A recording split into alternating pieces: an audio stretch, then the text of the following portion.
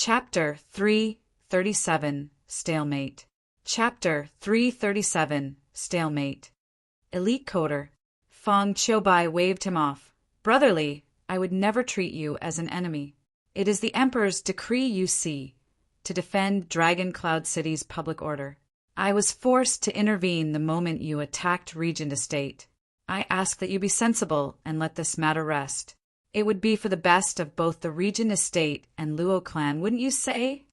Li Jingtian's, I twitched, realizing this opponent of his knew his way with words. If the Luo clan and Regent Estate fought it out now, both sides would end up with a disaster. He was at an impasse, however. A glance at Zhuo Fan's cold face and the seething bloodthirst in his eyes made that choice for him. Li Jingtian gnashed his teeth and smirked. Mr. Feng, it's been ages since I met an opponent like yourself. How about we spar a little? Feng Qiubai frowned at Li Jingtian's smile. I forgot, Mad Dipper is a martial fanatic, but he is not an idiot either. So why would he insist on being so reckless? Killing even a single elder of Regent Estate today will set off Regent Estate on the warpath against the Luo clan. The answer was made clear soon enough. Li Jingtian looked back and Zhuo Fan said something to him. It was unimaginable to see the great Mad Dipper actually abiding by a pup's every word. Talking to Li Jingtian now wouldn't change a damn thing, so he had to switch gears and talk it out with Zhuo Fan. Feng Qiubai said, Steward Zhuo, I understand your anger, but this is not the place to settle your grudges. I ask that you do not forsake your clan over a single loss. That had the crowd thrown in a loop. If he wants to persuade someone, he should do that with Li Jingtian. Who is to stop him if he decides otherwise? Then it dawned on them like the sun's morning glow. Oh, Li Jingtian is doing it at Zhuo Fan's orders. Does that mean a word out of him can make Li Jingtian stop? A peak radiant stage expert. Mad Dipper in particular is actually housebroken? The vassals and the 7 house lords turned to Zhuo Fan to gawk in shock. That's a radiant stage expert we're talking about. These guys are venerables in the 7 houses. One would have to beg for any kind of help. Even the house lords need to watch their words around them, and all they could do is make requests, not order them around. Or the venerable will simply scoff at anybody pleading to them. But here is one peak radiant stage expert who is listening to a kid. Did Li Jingtian mellow out? Or are Zhuo Fan's methods far more sinister? Then, again, Mad Dipper was called as such for a very good reason. That made the first reason moot and the second one highly plausible. Zhuo Fan was versed with so much knowledge that he could even get Mad Dipper to fall in line. So why is he then just an elder and not a venerable?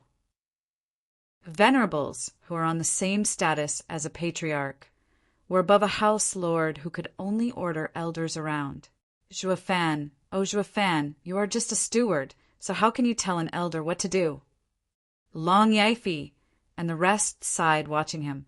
This kid might very well be the greatest steward to have ever walked the earth. It's hard to tell if I should be happy or sad if I had such a capable steward in my clan. Zhuo Fan ignored the chatter and stared back at Feng Qiubai, then turned his head away. Don't care. Feng Qiubai faltered. This punk doesn't know when to quit. Li Jingtian laughed it off, filled with thirst for battle. Mr. Feng, it's hard for me to find such a good opponent like you. I won't be holding back. Please return in kind. I won't be blamed for any unforeseen demise on your part. Brotherly, I feel the need to stress this. Per Emperor's orders, I cannot allow you to rain havoc in Dragon Cloud City. Feng Qiubai saw talking was off the table, and the jade flute began to let out sounds. Li Jingtian saw Feng Qiubai getting serious and was overjoyed. He gave a belly laugh, then charged with a dragon roar. Wraith-style's second move, Ghostly Dragon Claw.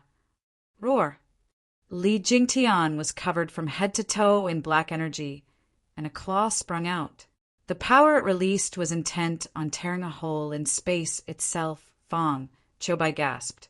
He let the shock subside and turned serious as well. With the flute in hand, he stabbed at the incoming attack. Profound Heaven's Sword Star. The jade flute was wrapped in a blue wind and turned into a sword, Its tip shooting into the sky, the black and blue auras collided, shuddering the hearts of onlookers. Then came the shock wave, turning to dust anything in its path. Fortunately, the people were wise enough to stay clear from the start, lest they be pulverized as well by now, once all settled down.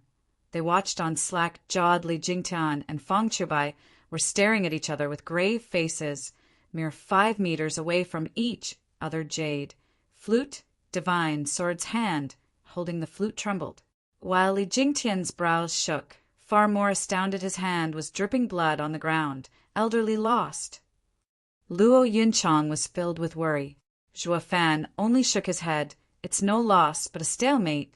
Neither could overpower the other.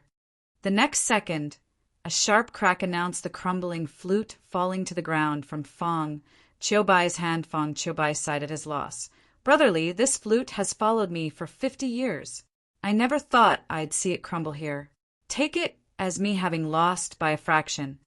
Li Jingtian smiled, lifting his bloody palm and speaking cheerfully. This iron hand of mine has been with me for 158 years, but today it has come to harm. I have lost in this exchange. The two stared for a second before laughing it up. While respecting each other for the hero the other was in their hearts, Mr. Feng, should we go at it again and settle this stalemate? Li Jingtian spoke while waving his bloody hand. Feng Qiubai looked at the broken flute and nodded. Since Brotherly is so courteous, I shall oblige. Marvelous. Li Jingtian laughed and attacked, but then Zhuo Fan said, Elderly will leave it here today out of respect for Mr. Feng. We'll just have to settle our grudges with Regent Estate some other time. The people's faces twitched. That's a nice way of putting it. What respect for Mr. Feng? You should have done that from the start if you had any respect for the man. Saying it now when you know fighting won't get you anywhere makes you look like a hypocrite. At least he was far better than those stupid heads, knowing only to push ahead regardless. The kid sure is smart to know when to retreat. Feng Qiubai smiled. Then, Brotherly, we will spar again another day, or your steward might get angry. Li Jingtian sighed with a nod. Fine, since Steward Zhuo said so. I don't have a choice but to fight another day.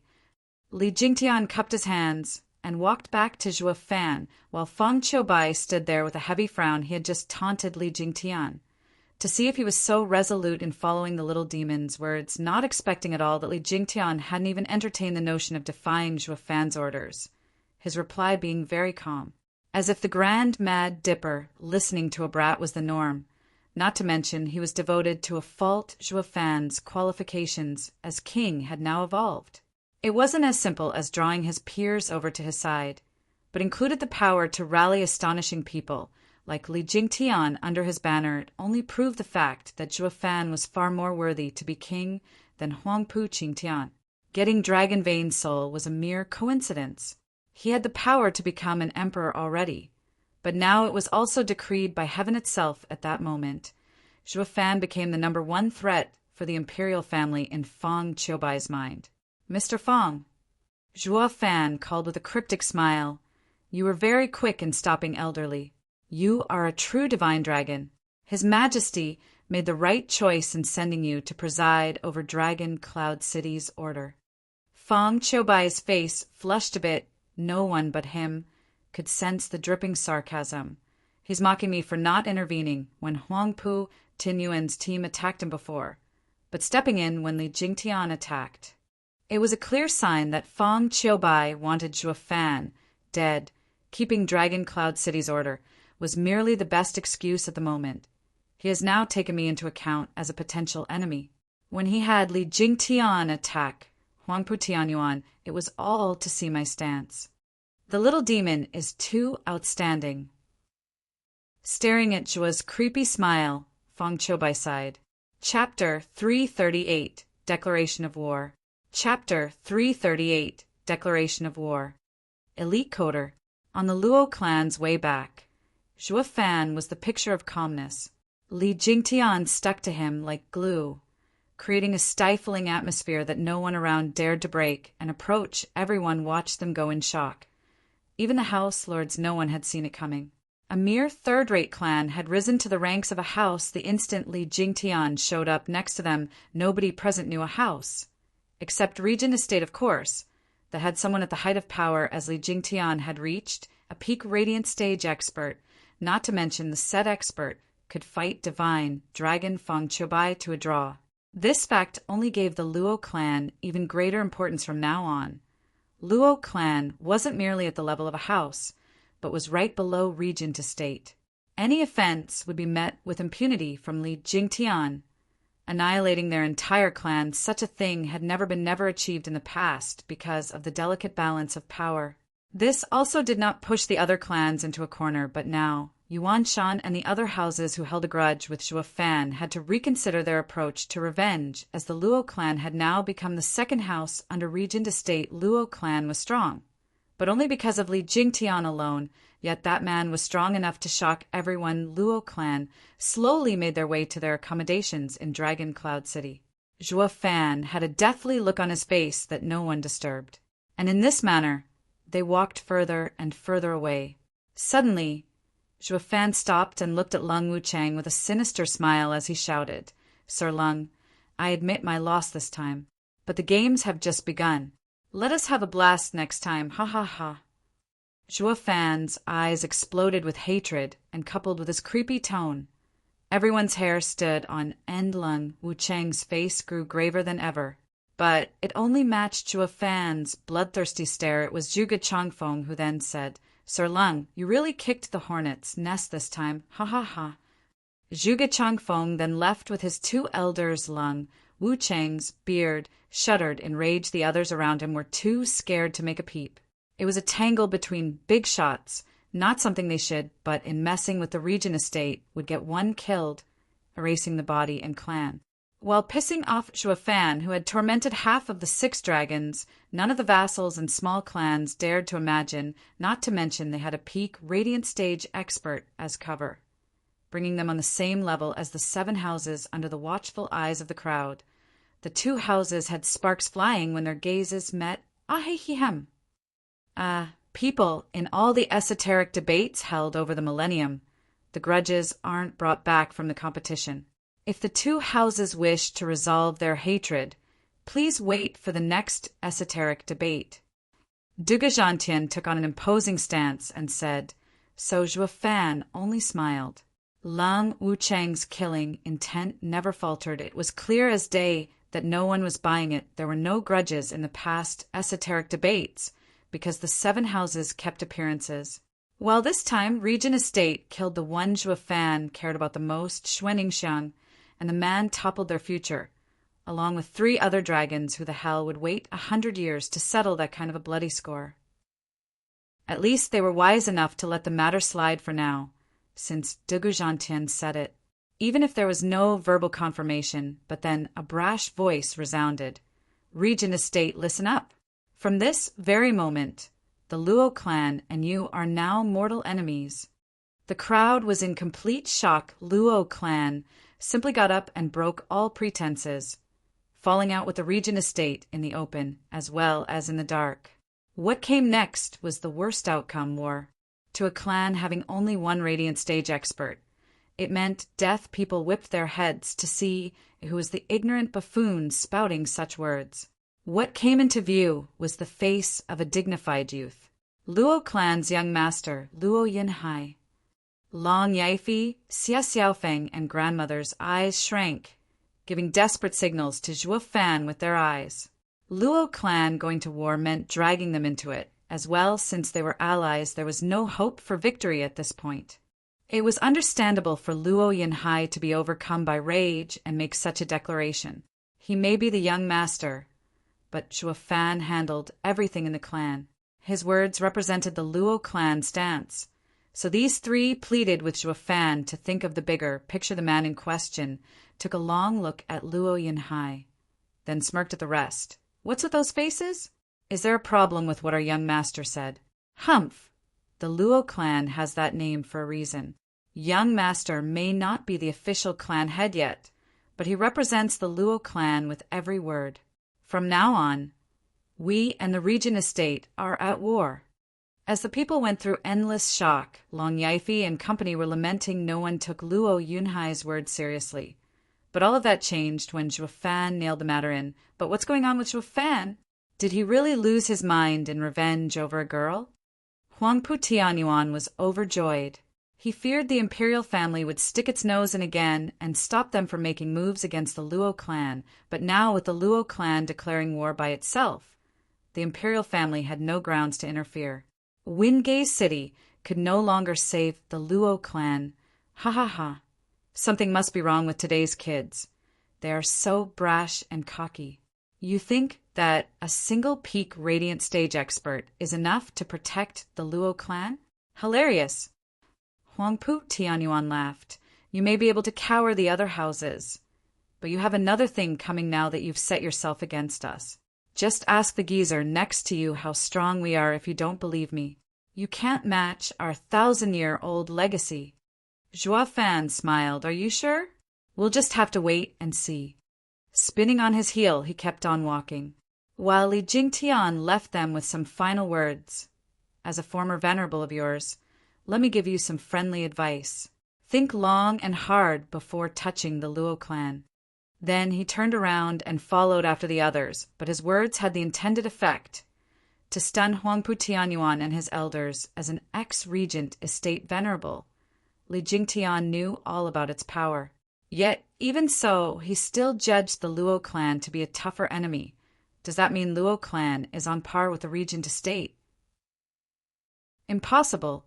How can our 1,000-year legacy be surmounted just like that? Turning to Lung Wuchang, Huangpu Tianyuan found him silent Luo clan was now wrapped in a thick fog, with no one able to pierce it. This effect had even regent estate feel their previous confidence fading. The swift rise of this clan had left more and more people unable to comprehend them. Dugu Zhantian watched Luo Yunhai's back bitterly. He treated Luo Yunhai as his own son, and the kid always listened to him, but he had just spoken, and the first one to reproach him was his own godson for the sake of the clan. The godfather and godson had to break ties. He never wished for this to happen, but could never stop it. Why must we serve a different master? 6 hours later, the Luo clan returned to Dragon Cloud City, and Zhuo Fan slammed the door to his room. Don't bother me! Luo Yunchang saw Zhuo Fan acting odd and was afraid for his sake.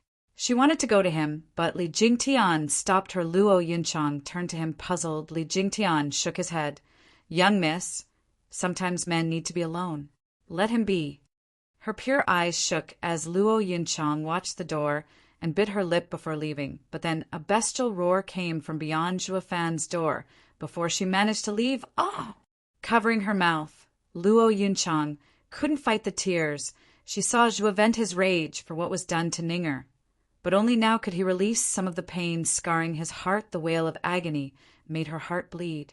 She wanted to comfort him and mend his heart, but Zhuo Fan would rather face it alone. He was never one to open up to anyone, choosing to bear the pain by himself, becoming forever a solitary steward. The pain in Luo Yunchang only grew as her mind wandered.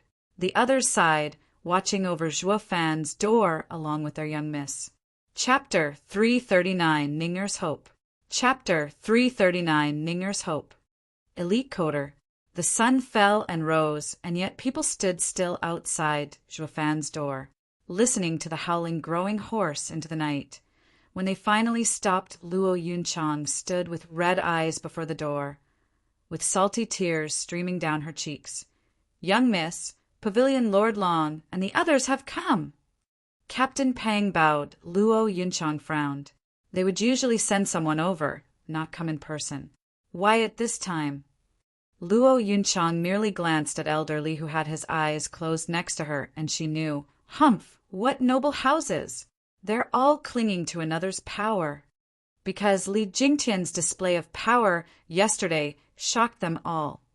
Veiled Dragon Pavilion, Sword Marquise Abode, and Drifting Flowers edifices found the Luo clan to be on the same footing as them. If not higher, that demanded a certain amount of respect.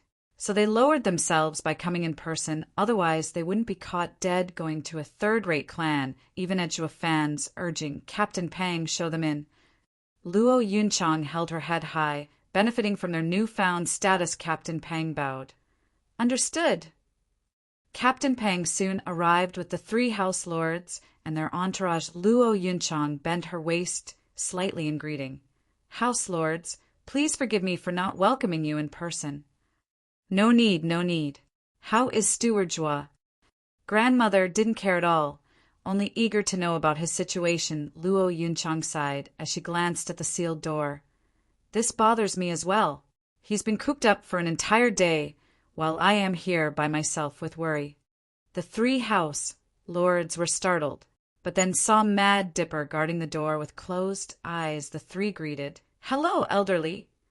But Li Jingtian was quite the stuck-up, not even sparing them a wink. The house lords shook their heads, while the ones behind them gasped, Now that's a damn expert right there.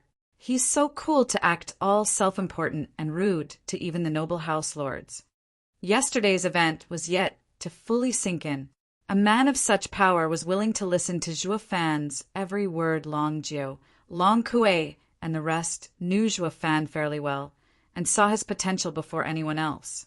Watching him take decisive steps till today, when he could contest with the powers of Tianyu, left them sighing. Xie Tianshang's eyes were blazing, thirsting for something. As a martial fanatic no less driven than Li Jingtian, he understood that to make someone like them listen to orders required only one thing: power. The fiendish Mad Dipper, following Zhuo Fan's every word, showed Zhuo Fan had the power to make him submit.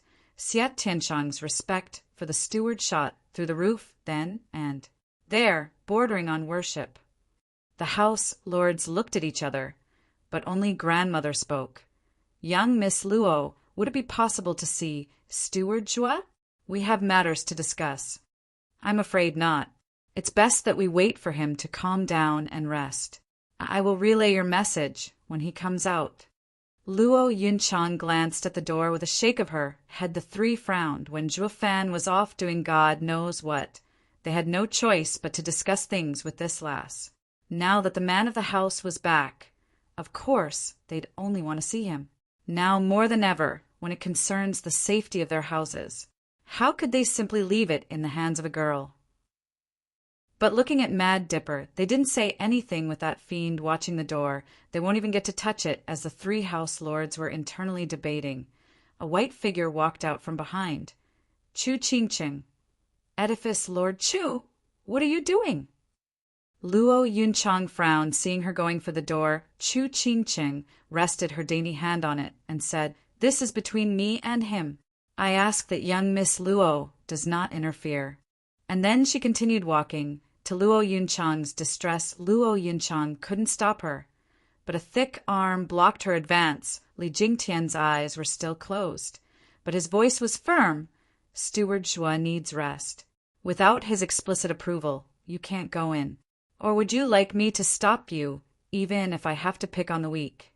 Everyone shivered. None saw it coming, that the great Mad Dipper, Li Jingtian, would be so heavy-handed with a junior. He was just like a guard to a vault, leaving no room for negotiation. This also proved his loyalty toward Zhuo Fan and earned the others' envy. Just what did Zhuo Fan do to get this fiend on his side? And such a devoted one, too. Chu Qingqing didn't push the issue, knowing she was beaten, and shouted instead, Zhuo Fan, I need to talk to you. Get out and stop hiding like a coward. SSS. Gasps all around. Zhuo Fan wasn't the same person from yesterday. He had an invincible bodyguard. Not to mention he was currently unstable. Getting him pissed off was the last thing on anyone's mind. It was just yesterday when, after getting consumed by rage, he had declared war with the Regent estate. He might even attack them if he was angry enough, and none of them could fight off Li Jingtian. If Zhuo Fan gave into his demonic side, there was quite a high possibility of suffering untold cruelty. They just bore witness to last month. Nobody wished to be the spark that lit that keg. They were all tense, watching the door nervously, but what they received was total silence. Only 15 minutes later, a hoarse voice came. Elderly, let them in. All right. Li Jingtian nodded and withdrew his hand. The people followed Chu Qingqing in to see a shocking situation. Chu Qingqing and Luo Yunchang's eyes went red. A white-haired man sat leaning on the bed, his clothes a mess, his hair thatched, and his eyes red and lifeless. His hand held a censer releasing a pure light. He was, and wasn't Zhuo Fan. How did he end up like this, though? Brother Zhuo, Luo Yunhai cried, but Zhuo Fan didn't reply. His dead eyes stared at the floor. After a long time, his muttering came, "Sorry, everyone, if you came because of the declaration of war, you can return. Yunhai is young, but he is our future clan head. His words are law. The Luo clan will be fighting regent estate, but it's up to you if you wish to join." Stammering, the House Lords knew Zhuo Fan had received a devastating blow to have a mental breakdown. He looked anything but capable of taking decisions. He was like those fanatic people hell-bent on revenge, willing to be torn apart as long as they could bite into the enemy's flesh. That's too rash. They saw Zhuo Fan dead and cold like a block of ice. He was a pragmatic and cunning monster devoid of emotion. But look at him now that he was lost to his emotions. He had sacrificed everything and was reduced to this weak state. Intense emotions were cruel. They cut like a sharp blade and reduced even the strongest to an empty husk. Sighing, they shook their heads with regret. But some girls were overwhelmed with affection and pity. This was a true man, one that would risk his all for a woman. But because of the cold demeanor he usually displayed, no one saw what lay buried in his heart. Steward Zhuo, don't be so down. You can't let emotions cloud your judgment in dealing with the regent estate. Grandmother said in all sincerity. Zhuo Fan merely gave a mocking laughter. Chu Qingqing went to him and pulled his hand. Come with me. No one understood what was happening. Zhuo Fan was the same, but had no mind to care. Following her like a walking corpse, they were soon gone from everyone's sight. An hour later, Chu Qingqing brought him to Drifting Flowers Edifice's location in Dragon Cloud City. To her room, Zhuo Fan snorted. Edifice, Lord Chu, why have you brought me here? You don't intend to deepen our feelings, are you? I am not in. His voice trailed off as he noticed the girl on the bed. She was fair, young, and naive looking. Xuaning Xiang, but she didn't look dead at all, merely sleeping Ninger's body. How? Zhuo Fan watched closely, and she looked just like a sleeping, living person. Frowning, Zhuo Fan noticed the shining jewel in her mouth, anchoring soul bead. Zhuo Fan cried out in joy. This Ninger can be saved. Chapter 340. Tease you I want. Chapter 340. It's you I want. Elite Coder. 9th grade spiritual weapon anchoring soul bead. It was an astonishing treasure for soul defense, never seen before in Tianyu. It was unique. A defensive treasure everyone was willing to die for. When Radiant Stage and above experts fought, the emphasis shifted towards the soul. And with the anchoring soul bead, one's soul was safe and sound. It even had the miraculous ability to simulate one's essence when their soul was gravely damaged. With Xue Ningxiang's essence stolen for 3 days, she had collapsed. It was the strength of her soul that waned, unable to support her consciousness. In fact, her soul had yet to fully scatter back. Then, if she had the anchoring soul bead, then her life would have been saved, and with the help of some medicine, she would regain her essence to connect with her soul and regain her consciousness. This was the only way to recover. Looking at her sleeping face, it was clear that she was saved in the nick of time. Zhuo Fan was overjoyed. Edifice, Lord Chu, then dash. Call me Qingqing. Glaring at him, Chu Qingqing snapped, but then her eyes bloomed with joy. Now you can no longer be depressed. Flushing, Zhuo Fan scratched his pale face awkwardly and switched topics. Right. Where did you get the 9th grade spiritual weapon anchoring soul bead? Was Drifting Flowers Edifices hiding it? Of course. We may not be the strongest of the houses, but our treasury has filled over the last 1,000 of years. Is it that strange? Did you think we only had Bodhi root? Chu Qingqing held her head high like a proud lady. The powerful image left even Zhuo Fan speechless, but Zhuo Fan was unable to see the sorrow hidden in her eyes. Gasping, Zhuo Fan said, Now we just have to find some ingredients to heal her mind, and Ninger will wake up. Do you know where to find them? Chu Qingqing smiled. Zhuo Fan shook his head and shrugged. But his mind was set. No, but with Ninger's soul affixed, we have the time to look for them. I will even search outside Tianyu's borders, if I have to. Chu Qingqing looked at the sleeping Shui Ningxiang with envy. He will do anything for her. But what will he do for me? Chu Qingqing said. Zhuo Fan, what were you trying to say? I want to thank you. Zhuo Fan looked at her oddly. Chu Qingqing smiled. That's it? How are you going to thank me? How do you want me to? Zhuo Fan scratched his white hair. Clueless, Chu Qingqing grinned. First, close your eyes. Zhuo Fan looked at her oddly, but then he saw the glare in her eyes and closed them on the spot. What's she planning? Chu Qingqing drew near Zhuo Fan and pecked his cheek, shivering.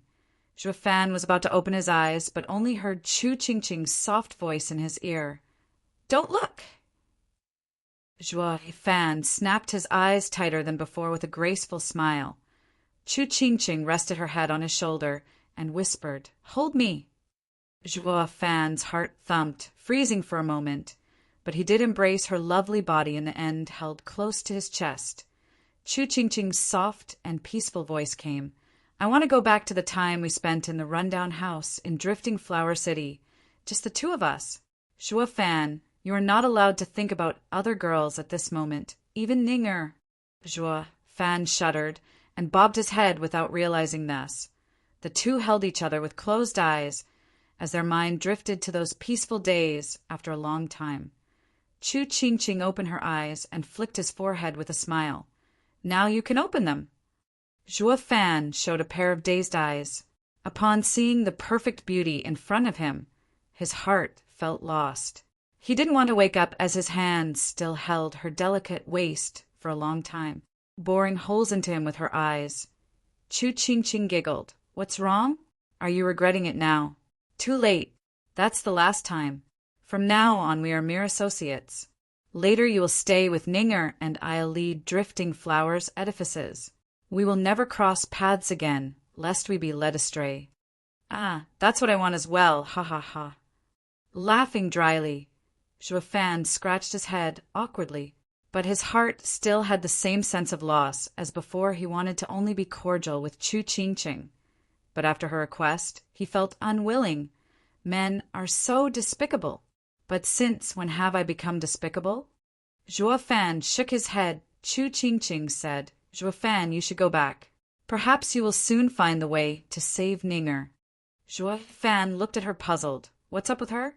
Being so mysterious, all of a sudden. And you need 9th grade ingredients to heal a soul.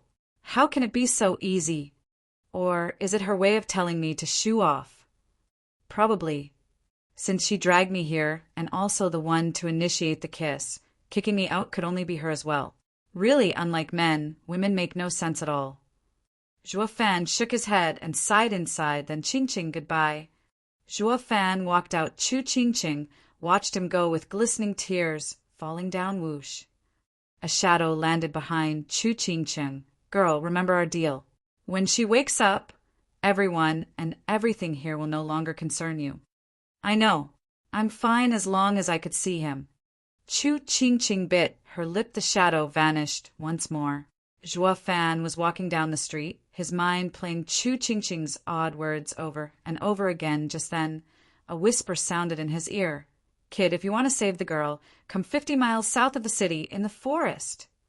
Startled, Zhuo Fan released his divine sense, but couldn't sense anything. His discerning field was so strong that he could even detect a radiant stage expert. But how is it that he couldn't find a trace of that voice? What kind of power is that? Recalling Chu Qingqing's odd behavior, Zhuo Fan still couldn't make sense of it. His only choice was to go south of the city and see for himself with how strong this man was. Not even Li Jingtian could stop him. Since nothing could guarantee his safety, he might as well go and see what tricks were being played on him. 4 hours later, Zhuo Fan arrived. But what he saw were just trees and more trees. Just then, an eerie voice came from behind. Hee, you came. Fan whipped his head back to see a gray shadow floating and cried, "Above radiant stage, the ethereal stage!" Yes, the ethereal stage. Only this stage allowed one's soul to leave their body. Even if the body died, the soul could linger on. It was a stage attained only by those who cultivated their soul to perfection. The radiant stage employed mere parlor tricks when it came to a soul's power, while only an ethereal stage expert could bring out its full potential when a soul left the body. Its attacks would only be soul-based, and their power was at a level no radiant stage soul could survive. They'd fall the same way as if being killed with intent. One could go as far as to say no radiant stage expert could take even a finger from the shadow, because his finger would pierce your soul dead without a way to focus one's soul to attack. The flesh could be as invincible as you want, but it wouldn't pose the slightest problem for an ethereal stage expert, even if Huangpu Qingtian, the peak of body cultivation, might have reached the peak of radiant stage. He'd still be a mere ant before an ethereal stage expert. The gap between the two stages was a gaping abyss. It was why many people were stuck at peak radiant stage and were unable to advance. It was also why for the past 1,000 years Tianyu had never had an ethereal stage expert. As one transitioned from body to soul, the quality jumped and the gulf widened. But Fan couldn't understand why an ethereal stage expert would appear here. All of a sudden the shadow cackled, knowing his thoughts. Hi, Fan, it's you I want. Now, let's talk terms. Chapter 341. Please let go. Chapter 341. Please let go. Elite Coder, who are you? Fan asked the shadow in a cold tone after another cackle. The shadow's reply was, Hi, where are my manners? I am Demon Scheming Sect leader, Xia Wiwe, one of the Empire's 3 guardian sects, Demon Scheming Sect. He had heard of them as protectors of Tianyu from invasions, yet they wouldn't meddle in Tianyu's internal affairs, not even when Gu Santong brought the imperial family to the brink of annihilation 300 years ago did they interfere. But now, the Demon Scheming Sect leader showed himself here to see him of all people. This had him second-guessing. What do you need me for? Hi, didn't I tell you? It's you I want. All that's left to settle is your price. The shadow cackled, frowning. Fan understood. The man wanted him on his side. But why? The sect leaders disdain worldly affairs. So how did he know about him while also willing to travel leagues to get him? The shadow easily picked up on his conundrum. You don't have to be so suspicious. I never knew about you, and only came this time to get Tianyu's #1 genius, Huangpu Qingtian. But you, kid, are far better. The genius of the millennium that is rarely seen, even in my sect. Who knew there'd be an even more outstanding genius out there? Your presence made me give up on him and choose you instead. Hi, you should be honored. By putting your life on the line and defeating a far greater opponent, you are blessed with the fortune of catching my attention. Humph, how smug. Fan snorted. Was there a sect in the mortal domain capable of catching the eye of this grand demonic emperor? He didn't feel a hint of honor even when some sect leader came to see him. It was all in the sect leader's head, thinking he was so great, superfluous. Seeing Fan's contempt on his lips, the shadow laughed. Ha, good, great even. I like brash guys like you the most, like a true king. Then let's talk business. In my capacity as Demon Scheming Sect leader, I invite you to join my sect. State your terms, but let's get one thing straight. If there's anything out there I can't have, I'd rather see it destroyed. We're both demonic cultivators, looking out only for ourselves. I understand it perfectly, but there's something I have to finish here before I can leave. The Luo clan? Who knew a demonic cultivator could be so loyal? It won't matter. I'll give you 3 years to settle your affairs, and then I will take you with me. It should be enough for you to get everything in order. If there's anything you need, I will help you as much as I can. Xia Wiwe's proposal was quite tempting. It was the same as Luo clan getting the Demon Scheming Sect behind it. Not even the imperial family would dare touch them after that. The situation right now was highly volatile, and this sudden arrival of a powerful backer was heaven sent, but the expert negotiator Zhuo Fan didn't let it show and sighed. I'll need time to consider. Xia Wuyue faltered a second. Consider my ass. For my demon scheming sect, to have your back is the greatest fortune of your life. You should be damn grateful. What's with that long face? As if you're the one losing. Noticing him playing the loser, Xia Wuyue's mouth twitched. If he were back in the sect, any elder that would have spoken to him like that would receive a beating to make them forget where they were hadn't. He dumped those 4 pricks in Thunder Swarm Mountain, just the same. But when facing Zhuo Fan's cunning nature, he both loved and hated it. He had looked down on Zhuo Fan as if he didn't have a scheming bone in his back, but at this point he had accepted him without question. Ha ha ha, fine. I like your greed.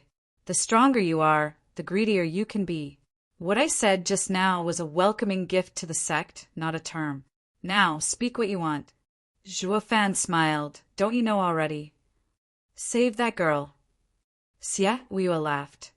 Zhuo Fan, I know you're vile and insidious from how sinisterly you tormented Huang Pu Qingtian and the other 3.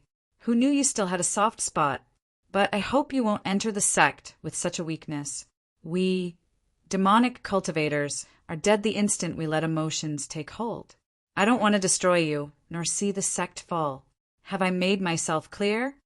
Xia Wuyue treated him with ridicule at first, but as they talked he grew colder, finishing with a warning. Zhuo Fan knew it to be a rule of the sect to not get attached. He nodded and said, I know it far better than you do.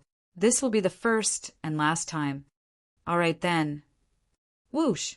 With a pop, a bright pill shot for Zhuo Fan. Zhuo Fan caught it and looked at it in shock. 9th grade pill, soul returning pill. Indeed, you have good eyes. I wasn't wrong about you. Xia Wuyue continued. The soul returning pill can heal wounds of the soul, strengthen the essence, and protect the mind. To an ethereal stage cultivator, it is like a second life, very sought after. Even I have only 1 pill of this kind, but I will give it to you in good faith. I hope that you will live up to my expectations and return this investment. The shadow was gone with these last words, leaving Zhuo Fan staring at the shiny pill as hope burned in his eyes, taking a deep breath. Zhuo Fan clenched the pill and ran for Drifting Flowers edifices. The disciples there watched in shock as he stormed into Chu Qingqing's chamber. What? You already found a way to save Ninghe? Chu Qingqing said, seeing Zhuo Fan gasping. Zhuo Fan frowned. Did you know Xia Wuyue would come for me? Who's that? Chu Qingqing's eyes trembled. Zhuo Fan's eyes searched her face for any clues. Xia Wuyue is the demon scheming sect leader. You don't know him? Then why were you so sure I'd have a way to save Ninghe? Someone told me without leaving their name, so don't ask. Chu Qingqing smiled. All that matters is that Ninghe will be saved, right? Sizing her for a while, Zhuo Fan nodded. You're right. As long as Ninghe lives, I'd even sell my body, ha ha ha. Laughing, Zhuo Fan went to Xuanningsheng on the bed.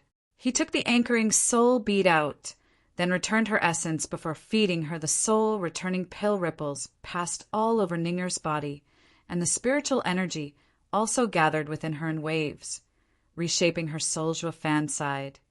Gratified Ninghe would be all right soon, yet in his moment of joy, he didn't notice Chu Qingqing staring at him with deep yearning. Qingqing, send someone for Ninghe's clan. She'll soon wake up and would like to see her family, Zhuo Fan said, but never looked away from Xuanningsheng. Chu Qingqing found it difficult to swallow the bitterness as she nodded. All right, I'll send someone now. You are so thoughtful. Those words contain deep sarcasm as well, but they shot way over Zhuo Fan's head. Deeply moved by Xuanningsheng's recovery as he only nodded, and a wide smile spread to his ears. Chu Qingqing sighed 15 minutes later. The Shui clan came as well as Xie Tianyang looking distressed. Everyone looked at Ninghe with tears flowing. They had heard of the possibility of saving Ninghe, but no one believed it. How could one come back after losing their essence? When Chu Qingqing said she had to take her body, they didn't refuse. thinking all would be for naught, but here she was, dead for a month now, yet coming back to the living. Everyone was overjoyed Ninger was their darling. Her survival was their greatest joy. Fan was also overcome with emotion for the first time in his 2 lives, and a genuine smile formed on his lips. Dingtian turned to him and said after hesitating, "Steward Zhua, may I have a word with you?" Fan didn't understand, but he followed after Ninger's grandfather. The two only got 10 meters from the room when Dingtian kneeled before Fan, his tears flowing in rivers. "Steward Zhua, please let go." Fan was stunned and baffled seeing the old man do this. What does he mean? Chapter 342, Severing Emotion for Supremacy. Chapter 342, Severing Emotion for Supremacy. Elite Coder, Elder why? Fan began. Dingtian kowtowed in tears. "Steward Zhua, you are a man of great ambition, while we are simply a poor, simple clan. Ninger is also still ignorant to the cruelty of this word and is unable to survive your battles. I know it disgraces Steward Zhua's act of mercy in saving Ninger by doing this, but none of us wish to see her go through it again. I beg Steward Zhua to help me." Dingtian kneeled there and shuddered. Before a shocked Fan, the Xue clan didn't want Ninger to be involved with Fan any longer, and were begging him to let her go. But was it that easy for his heart to accept? "Ninger's awake." Xie Tianyang's cry of joy came from inside. Fan woke up and rushed inside, ignoring the kneeling old man. Dingtian wiped his tears and came as well, but what they witnessed wasn't a face filled with joy, but one filled with doubt. Ningxiang rubbed her eyes, looking over each of them. "Who are you? Who am I? Where am I?" They all cried in shock. What's wrong with Ninger? Did her soul not mend completely? A mental scar? Fan shook his head. "People, don't be nervous. Ninger had a damaged soul, and recovering is the same as being born anew. It is normal for her to forget everything. But as her essence was the original one, she will be the same Ninger we all know. She won't change." The people understood. Ninger had lost her memories after that ordeal, but that was for the best. Forgetting such dreadful memories was a blessing for the kind and pure Ninger. Everything was fine as long as Ninger was back to her bubbly and naive self. They just have to get reacquainted. "Ninger, I am your dad." Wanlong cried, "Ninger, I'm your grandfather." Dingtian approached with shaking hands. "Ninger, I am your elder brother, Gang." "Ninger, I am your second brother, Lin." Everyone circled around Ningxiang to introduce themselves. Xie Tianyang even straightened his hairdo and put on a weird smile before jumping in front of Ningxiang. "Ninger, do you remember me? I'm your husband." They all went quiet. Fan came over looking glum as he said, "Xie Tianyang, are you trying to take advantage of this chance and get close to Ninger now that she has lost her memories? I'll give you a thrashing."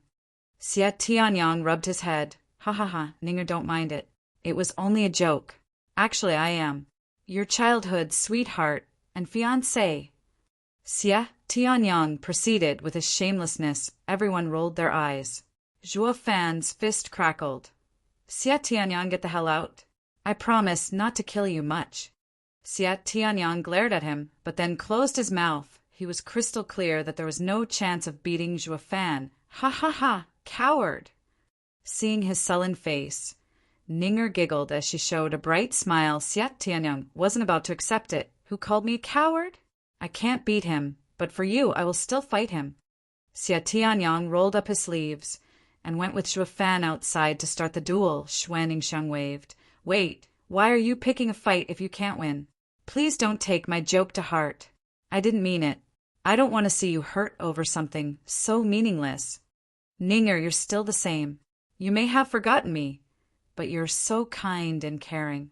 I'm relieved." Xie Tianyang sighed. The rest nodded. Ninger didn't remember them, but she hadn't changed at all. Ningxiang turned to Fan, standing farther back with a bewildered look. "Who are you? Do you know me?" They all rushed to introduce themselves. "But why aren't you saying anything?" Whoosh! Everyone looked at Zhuo Fan with complicated looks. Zhuo Fan's eyes trembled. Seeing her sincere face and then recalling Xue Dingtian's pleading, he smiled. Ha ha, me? I'm a bad guy. Ah. Xue Ningxiang jerked in fear, looking at the crystal-clear eyes, unmarred by the ugliness of the world. Zhuo Fan grinned. He knew he had made the right choice and said, I eat people and even hurt you. Why did you hurt me? Ninger trembled. She ducked behind Xue Dingtian, peeking at the white-haired Zhuo Fan like a startled kitty. Zhuo Fan looked at her with tenderness, but his mouth said, Bad men hurt people. Do I even need a reason? So, miss, for your own sake, you should stay far away from me. Zhuo Fan then walked outside, sighing goodbye in Ninger. They watched his solitary figure leave, filled with admiration. He was a true hero to own up to his actions and make prompt decisions. They didn't want Ninger to be by his side and suffer. But they had to admit, Zhuo Fan was a reliable man.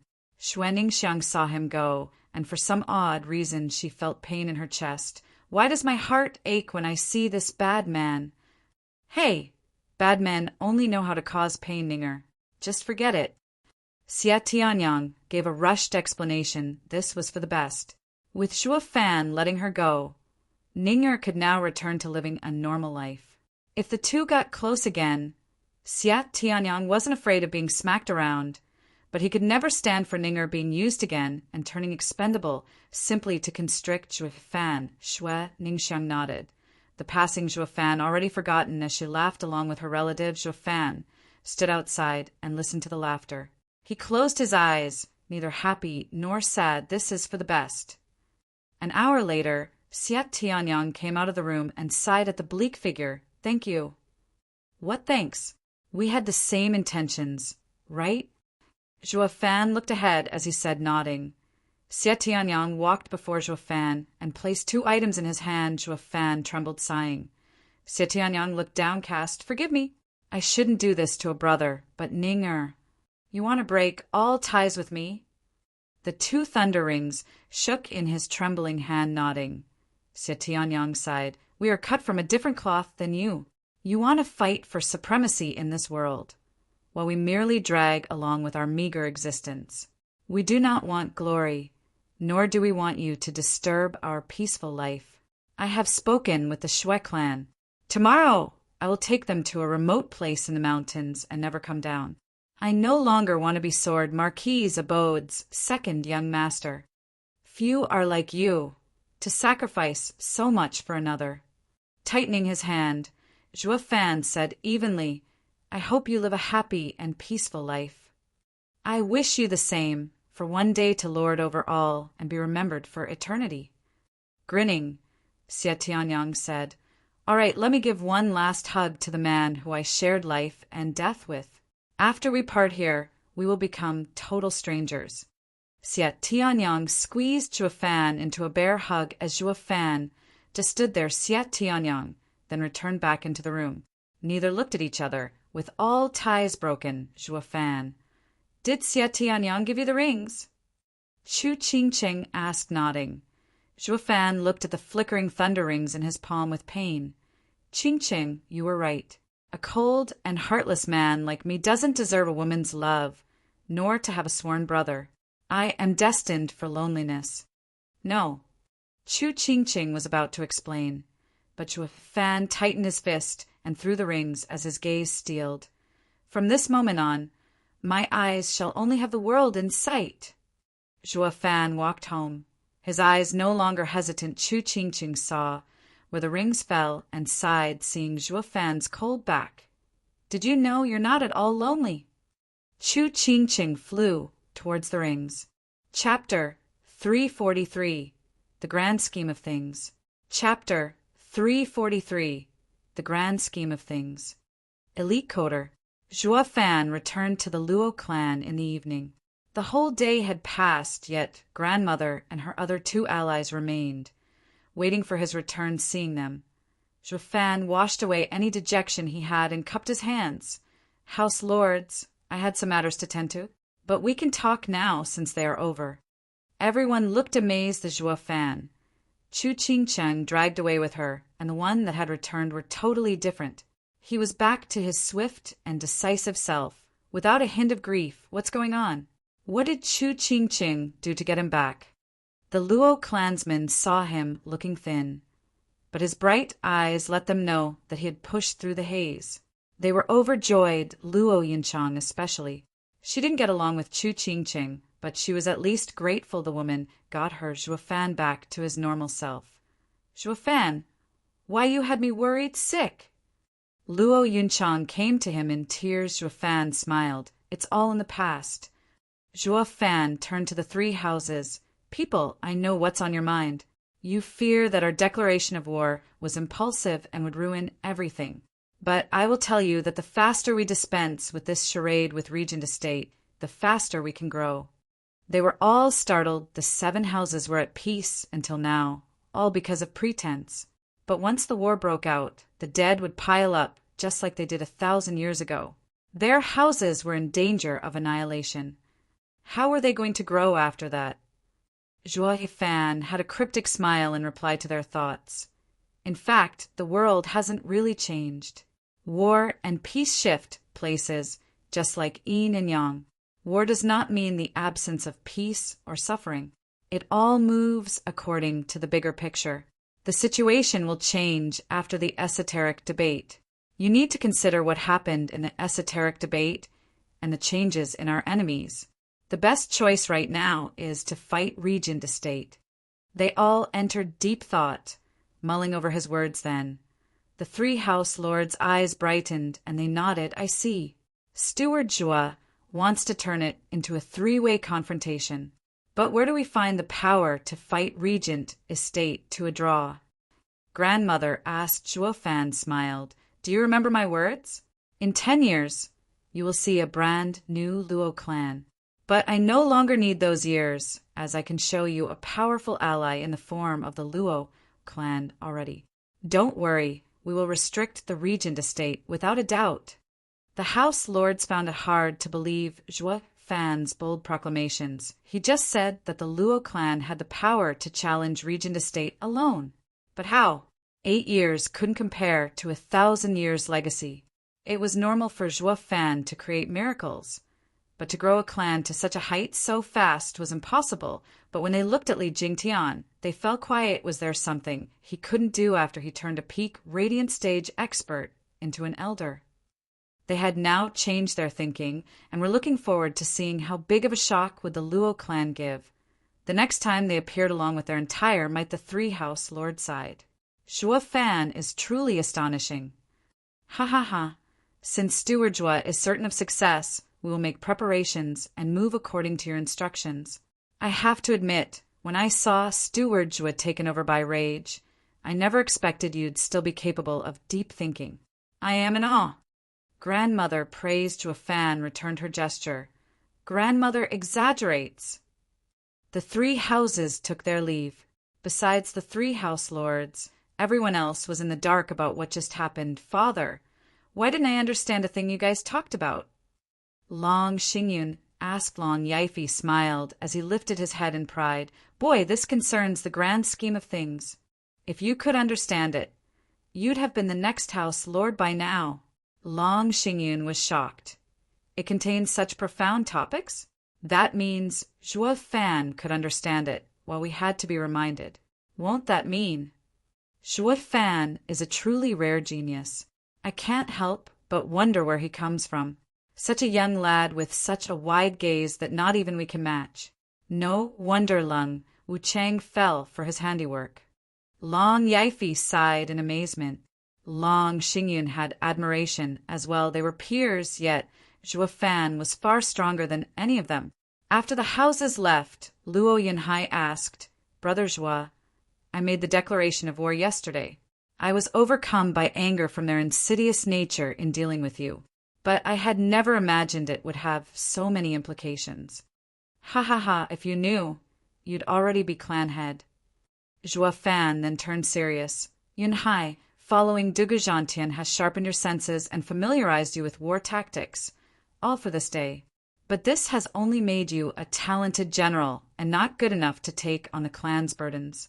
This is the perfect chance to teach you a monarch's methods and the way to infer the bigger picture from small events. Luo Yinhai was serious as he nodded in glee. It was the first time Zhuo Fan was going to teach him in person. The others looked lost. The past Zhuo Fan would cook up the plans and then send others to do the dirty work, like he did with Luo Yunhai's education, leaving it in another's hands. Now that he was going to involve himself in teaching the young clan head, everyone was excited. Zhuo Fan was known for his treachery and even played Lung Wuchang, the unwanted contriver, like a fiddle. His teachings couldn't be average. How were they supposed to know that Zhuo Fan had struck a deal with Xia Weiwei for 3 years? If he didn't get Luo Yinhai to mature fast enough, the instant he left, Luo clan would be met with disaster. It was the same as sending them to the slaughter. How could he leave with a peace of mind? So he sped things up a little. Yinhai, do you know who our former allies, backers, and enemies were? Zhuo Fan asked. Luo Yinhai considered. The allies were Drifting Flowers Edifices, Sword Marquis Abode, and Veiled Dragon Pavilion. The backers are the Imperial Family and Marshal Dugu, while the enemies are Regent Estate and the rest of the houses. And now, Zhuo Fan followed. Luo Yunhai's eyes flashed with uncertainty. Now isn't it the same? No, it changed. Zhuo Fan turned serious. Yunhai, you have to keep in mind that every man looks after himself. Allies and enemies are all but fleeting. The one true reason that connects everyone together in this tangled web is interest. Yin and Yang switch places. They suppress each other, then switch again. The same transformation happens with enemies and allies alike. If you understand the grand design, you will never fail. This is the way of inferring the big picture from the events around us. To become a clan head, you must also grasp it. Luo Yunhai gasped and nodded. Then let us begin. Zhuo Fan said, speaking of the esoteric debate this time, Marshal Dugu and the Imperial Family were our backers before it started, because our interests aligned to fight Regent Estate. But after the esoteric debate, through luck or otherwise, I received the Dragon Soul, becoming the Imperial Family's enemy. No Imperial Family would allow those bearing the Dragon Vein Soul and Heaven's blessing swagger their way through the nation and shake its foundations. Thus our enemies changed. Fong Chobai and Marshal Dugu's loyalties lie with the Imperial Family. They were friendly before, but have now shifted to neutrality, with a high chance of becoming enemies at any given moment. We can't overlook them. Luo Yunhai never imagined that in just 2 short days his cherished godfather would become his enemy. It was too much to bear regardless of his inner turmoil. Zhuo Fan's platitude prattled on. As for the Regent Estate, they remain our enemies. But now we have the right to become their enemies as well. Because we lost the Imperial Family's support, the Regent Estate can come at us whenever they want and stomp us into the ground. Of course, we do not need to fear them. But once the war starts, both clans will incur heavy losses, and neither wants to let another faction reap from their misfortune. For this reason, we declared war on them, and now all that remains is to think of a way to let them bask in our power. They are no fools, and know a war would bring too many losses, so they will refrain from engaging in it. This way we restrict each other, while the Emperor will take notice of our power as well and won't intervene either, lest he'd like to let the Regent Estate pick us both off. This way, we become one of the 3 major players in Tianyu, with neither side winning or losing. The court, including Zhuge Changfeng, Duge Zhantian, and the Emperor, has already been one such player, bringing balance to the equation. This would keep us safe for a while. All that's left is to wait for a blind schmuck to lift the deadlock, and then we would come down hard to reap the world for ourselves. Everyone was slack-jawed. They never imagined that Zhuo Fan had such a comprehensive understanding of the powers that be, and even had the same objective as the Regent Estate. The world this had never happened in the history of the Luo clan. They were a mere third-rate clan with petty ambitions, wanting nothing more than to go down at peace. Zhuo Fan laughed at their thoughts. Ha ha ha, in this world, the weak will be pushed around while the strong fight for greed. There's no such thing as a man or clan of integrity in this world. If you want peaceful days, then get strong until no one can ever catch up to you. I do not want to see those around me suffer the same disaster as Ninger. Zhuo Fan sighed. They hesitated, but soon determination shined in their eyes. Isn't it merely stealing the world? With you, Steward Zhuo, it's a done deal. As their power grew, Zhuo Fan made sure to bring the Luo clan's ambition to a more appropriate level. Chapter 344 Resolute. Chapter 344 Resolute. After Zhuo Fan's analysis, the Luo clan now understood what to do next. Luo Yinhai was feeling hurt, but the light in his eyes grew stauncher at dawnbreak. People left Dragon Cloud City. The esoteric debate this time was particularly cruel and devastating. But no one expected for a clan to rise after 1,000 years and kill its way to the same footing as the Seven Houses. Luo clan's legend spread like wildfire throughout the Tianyu Empire. Luo clan and its allies said their goodbyes at the gates, then went home. Luo clan was getting ready for its big reveal into the limelight. To fight on equal footing with the true powers, their allies had already invited their venerables to fight alongside the Luo clan. Now that they were in the same boat, they had one course of action. Because when the Luo clan fell, Regent Estate would turn to them. They were backed into a corner. Why else would they accept following this madman after finding out that Zhuo Fan had just become the imperial family's enemy #1? Now they will go along for the ride called Zhuo Fan. They will thrive and fall together.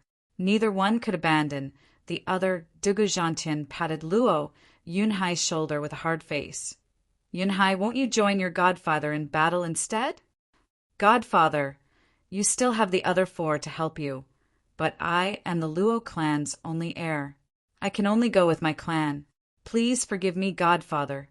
Luo Yunhai nodded. Dugu Zhantian sighed. All right, Yunhai, you've grown and are responsible now. A true soldier from my army. Godfather, Luo Yunhai interrupted. Thank you for your guidance these past 5 years. If the day ever comes when we cross swords, I ask that Godfather shows no mercy, as neither shall I. The 4 tigers of Tianyu jerked. Why was their younger brother being so heartless? But Dugu Zhantian's eyes shrank, and he sighed. It seems you already know the situation. That brat must have told you. But he is he, and you are you, as long as the Luo clan has him. Godfather, without him there wouldn't be a Luo clan, nor the relation we have today. You have taught me loyalty, so how could I betray him? Moreover, he is the pillar of the Luo clan. A man does not clip his own wings, so how can I, a warrior, make the folly of cutting off my arms?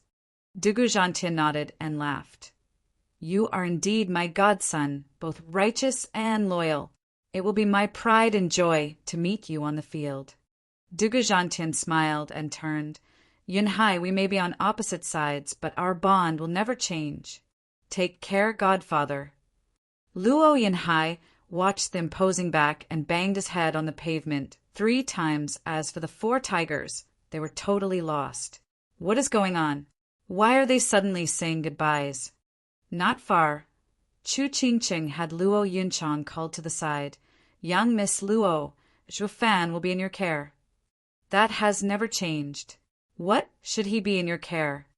Luo Yunchang pouted, showing her hostility. She had no clue what Chu Qingqing did to get him out of his shell, but was still grateful. That didn't mean she was about to step back from fighting over her man. Chu Qingqing smiled. I mean that you should take great care of his heart. Help him understand this world. He isn't alone. Chu Qingqing then pushed a flickering ring into her hand and left. Luo Yunchang was shocked. It was a thunder ring like Zhuo Fan was wearing. How did she get it? Zhuo Fan only made 3, with 2 given to Xuanningshan and Xia Tianyang. Does that mean there was a 4th? And given to Chu Qingqing? Why didn't I get one? Luo Yunchang was annoyed as she ran to Zhuo Fan. She showed the thunder ring and snapped. Zhuo Fan, what's the meaning of this? Are you giving everyone gifts now? What about me? Where did you get this ring? Zhuo Fan squinted in a cold tone. Luo Yunchang let out a shrill cry from fright. Then she lowered her head and mumbled, Edifice Lord Chu just gave it to me, saying I need to look after you. Throw it away.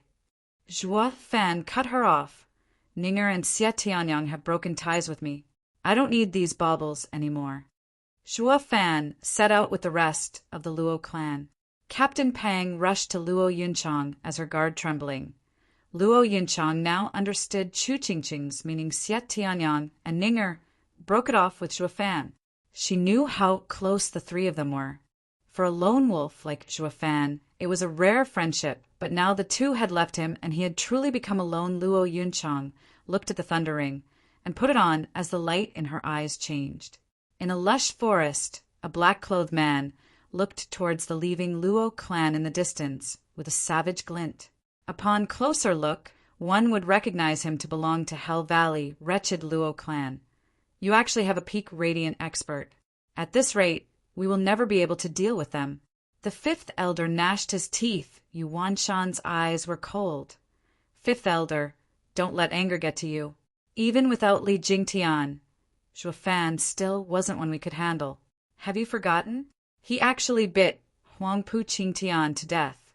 Yes, with the Luo clan having Zhuo Fan, a cunning mind like Lung Wucheng, and a powerful expert to protect them. They have reached our level, a true colossus. Hell Valley alone can no longer contend with them. Even worse, if we don't handle it right, we will be eaten whole and our house razed. Just then, another black robe fluttered over, but the owner had a young voice. Compared to all the old guys here, it made quite an odd contrast. Fifth elder mocked. Yu Ming, you're becoming more and more cocky. You dare interrupt an elder? The cowl was removed, and it revealed a youth with a grave face. Yu Giki's disciple, Yu Ming. Just that he had lost his cowardly nature and had gotten bolder instead. He looked at the elders and house lord without the slightest reaction. Yuan Shan gave him a hard look, then smiled. Grand elder, you raised the kid well. He's starting to look like the seventh elder. Ha ha ha, Valley Lord is exaggerating. He was the seventh elder's disciple to begin with. I only gave him tips. It was a good decision to not let him join the esoteric debate, or he would have been another unmarked grave at the hands of that monster. Then Hell Valley would have truly lost all hope. Recalling the dreadful way Zhuo Fan dealt with Huangpu Qingtian, even Grand Elder shuddered. Ever since the seventh elder's passing, all our actions have been a mess. We've suffered greatly and even ended up being used. I hope Yu Ming can assume seventh elder's duty and assist Valley Lord in making the house thrive. As for past grievances, haha, it's best we don't mention them. Yes, Zhuo Fan is too much of a menace. Not even that old fox Lung Wucheng could handle him. Now that he has spread his wings, it will be even harder. We'd best rethink our options and take a step back. Yu Ming approved. Yuan Shan was pensive for a while before nodding, thinking back. Ever since they came upon Zhuo Fan, everything went south. With Zhuo Fan of today reaching such power, they would lose even more going against him. Yuan Shan turned to Yu Ming. Do you have a plan? Valley Lord, Master once said that all machinations are revealed when looking from the outside. With the Regent Estate and Luo clan at war, it's best for us to stay clear and think of another course of action. And that would be? Yuan Shan asked, grinning. Yu Ming continued. Zhuo Fan and Lung Wucheng are treacherous men, each with his own devices. We won't be a match for either of them, even if we join. The best choice will be to play for the future. Future? Yuan Shan asked, as did the rest. Correct. Our goal is in the imperial capital. Yu Ming spoke with confidence. As they talked, they were completely oblivious to the fact that every action the houses took in Dragon Cloud City was in plain sight to two gray shadows. Xiaoa. Tianyu is becoming more chaotic by the day. Not only the 7 houses are fighting amongst each other, even the 4 pillars and imperial family are about to step in. Can your kid survive among these errant armies? An aged voice mocked the other shadow. The only response he got was a sinister laughter. Hi. My affairs have nothing to do with geezers like you. He caught my eye, and I'm sure he won't fail me. After 3 years, I'll return, and you will face humiliation. Oh, are you that confident? The other sex monsters aren't any weaker, you know. Humph, a ninth-grade pill for a single man. You think I'd take that gamble without some assurance? What about you then? You lent that anchoring soul bead and cheated a lady. Compared to us demonic cultivators, you, a righteous sect leader, is far more despicable. Hi, Siawua laughed. The shadow snapped. Siawua, if it wasn't for me giving the anchoring soul bead to maintain the girl's soul, your pill wouldn't have worked. How then would you have gotten that crafty brat? Humph, we merely cooperated and got what we wanted. What's despicable about that? True, both of us got what we wanted, but this is where our partnership ends. The next time we see each other, I won't hold back. That goes without saying. You think you and your disciples will win. Humph. The other's shadow vanished with a snort. Siawua cackled. Before Zhuofan, perhaps not. But the kid will join my sect, and I guarantee you will even lose your shirt. Hi. Chapter 345, Master and Disciple Reunion. Chapter 345, Master and Disciple Reunion. Elite Coder. 3 months later, the Luo clan finally arrived home to Windgaze City. As the Blackwind Mountain appeared in view, Zhuofan's heart called to it in longing. After 5 years of separation, he had gone through ecstatic and despair-filled moments during this time. And now that he had returned, he felt even more attached to this place. The word family or clan had been etched deeper into his heart. Absence only made the heart grow fonder. Steward Zhua, let me open the array and give you a proper welcome. Standing before Blackwind Mountain enveloped in thick mist, Li Jingtian laughed. Zhuofan waved him off with a hint of smile. No need. I'll do it myself. 5 years have gone by, and I want to open the door myself. Li Jingtian nodded, while others watched him with warmth. Yen Fu, come. The kid had been traveling along with the Luo clan, and under constant pressure from Li Jingtian's valiant aura, he had been left a shivering mess. Yen Fu rushed before Zhuofan with even more respect. Steward Zhua orders. Nothing of that sort. You will soon meet Elder Yen. Master and disciple will be reunited at last, and you will become one of us now. So I will now teach you how to open the array. Watch closely. Yen Fu is excited. He will finally get to see his master, something that had only happened in his dreams so far. His heart was overwhelmed, and he nodded instantly under his dazed gaze. Zhuofan's hand made a sign, and he shouted, "Open!" The fog parted in the form of a path up Blackwind Mountain. Zhuofan turned with a smile. Yen Fu, this will be your home from now on. You and your master. Boom! The reverberating explosion cut Zhuofan's speech short. A gale, kicking up dust, slammed them right in the face and covered the foremost two in dust and grime. And then came the shrieks, Hi, old hag, old geezer. Who do you think you are, Zhuofan or Li Jingtian? To dare mess with us four scheming demons? You can't handle us. See how us four will blast you to pieces. Violent demons, familiar sneer, came to Zhuofan. Then the cheers from the other 3 demons. Yep, you two know nothing of how to stop us. There's nothing you can do to us. Zhuofan's mouth twitched, and his fist clenched. These little shits won't sit still for a second. They completely ruined one of my rare good moods. The rest sighed and felt vexed. Elder Li brought these 4 scheming demons 5 years back as new elders. Everyone was happy at first, and then they got to know these pygmies just a bit better. They were outrageous, squabbling, and powerful, of course, but they were nothing more than bickering children. A menace every 3rd day, and a disaster every 5th.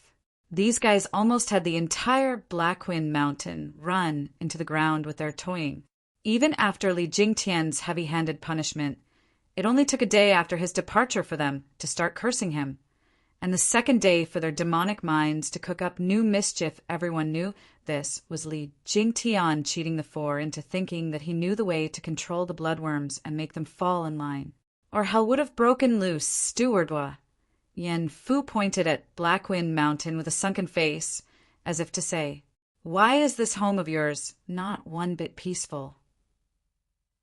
Waving him off, Zhuo Fan laughed in anger. Calm down, I will handle it. Just ignore the little shits. Ah, Steward Zhuo, I'll go set the 4 shits straight. Li Jingtian ran over Zhuo Fan, waved him off with a dark face. No need. I'll do it. Zhuo Fan stepped forward, and the rest followed. Li Jingtian was snickering inside. Those 4 twerps will finally get what's coming for them. They all reached the peak to see holes everywhere, and even the gate blown outward and slanted, no doubt about it. Those 4 shits were responsible for all this. All this, while the sound of explosions kept on coming from within. Shui Qingjian raved like an insane hag. Ah! You damn bastards dare break my 1,000-year-old mirror? I'll kill you. Hi, Biddy. What are you doing with a mirror when you're so old? We did you a favor. Sly Demon poked where it hurt with his mocking laughter. Shui Qingjian grew and raged in her howls. Bastards, thieves! I'll have your heads today.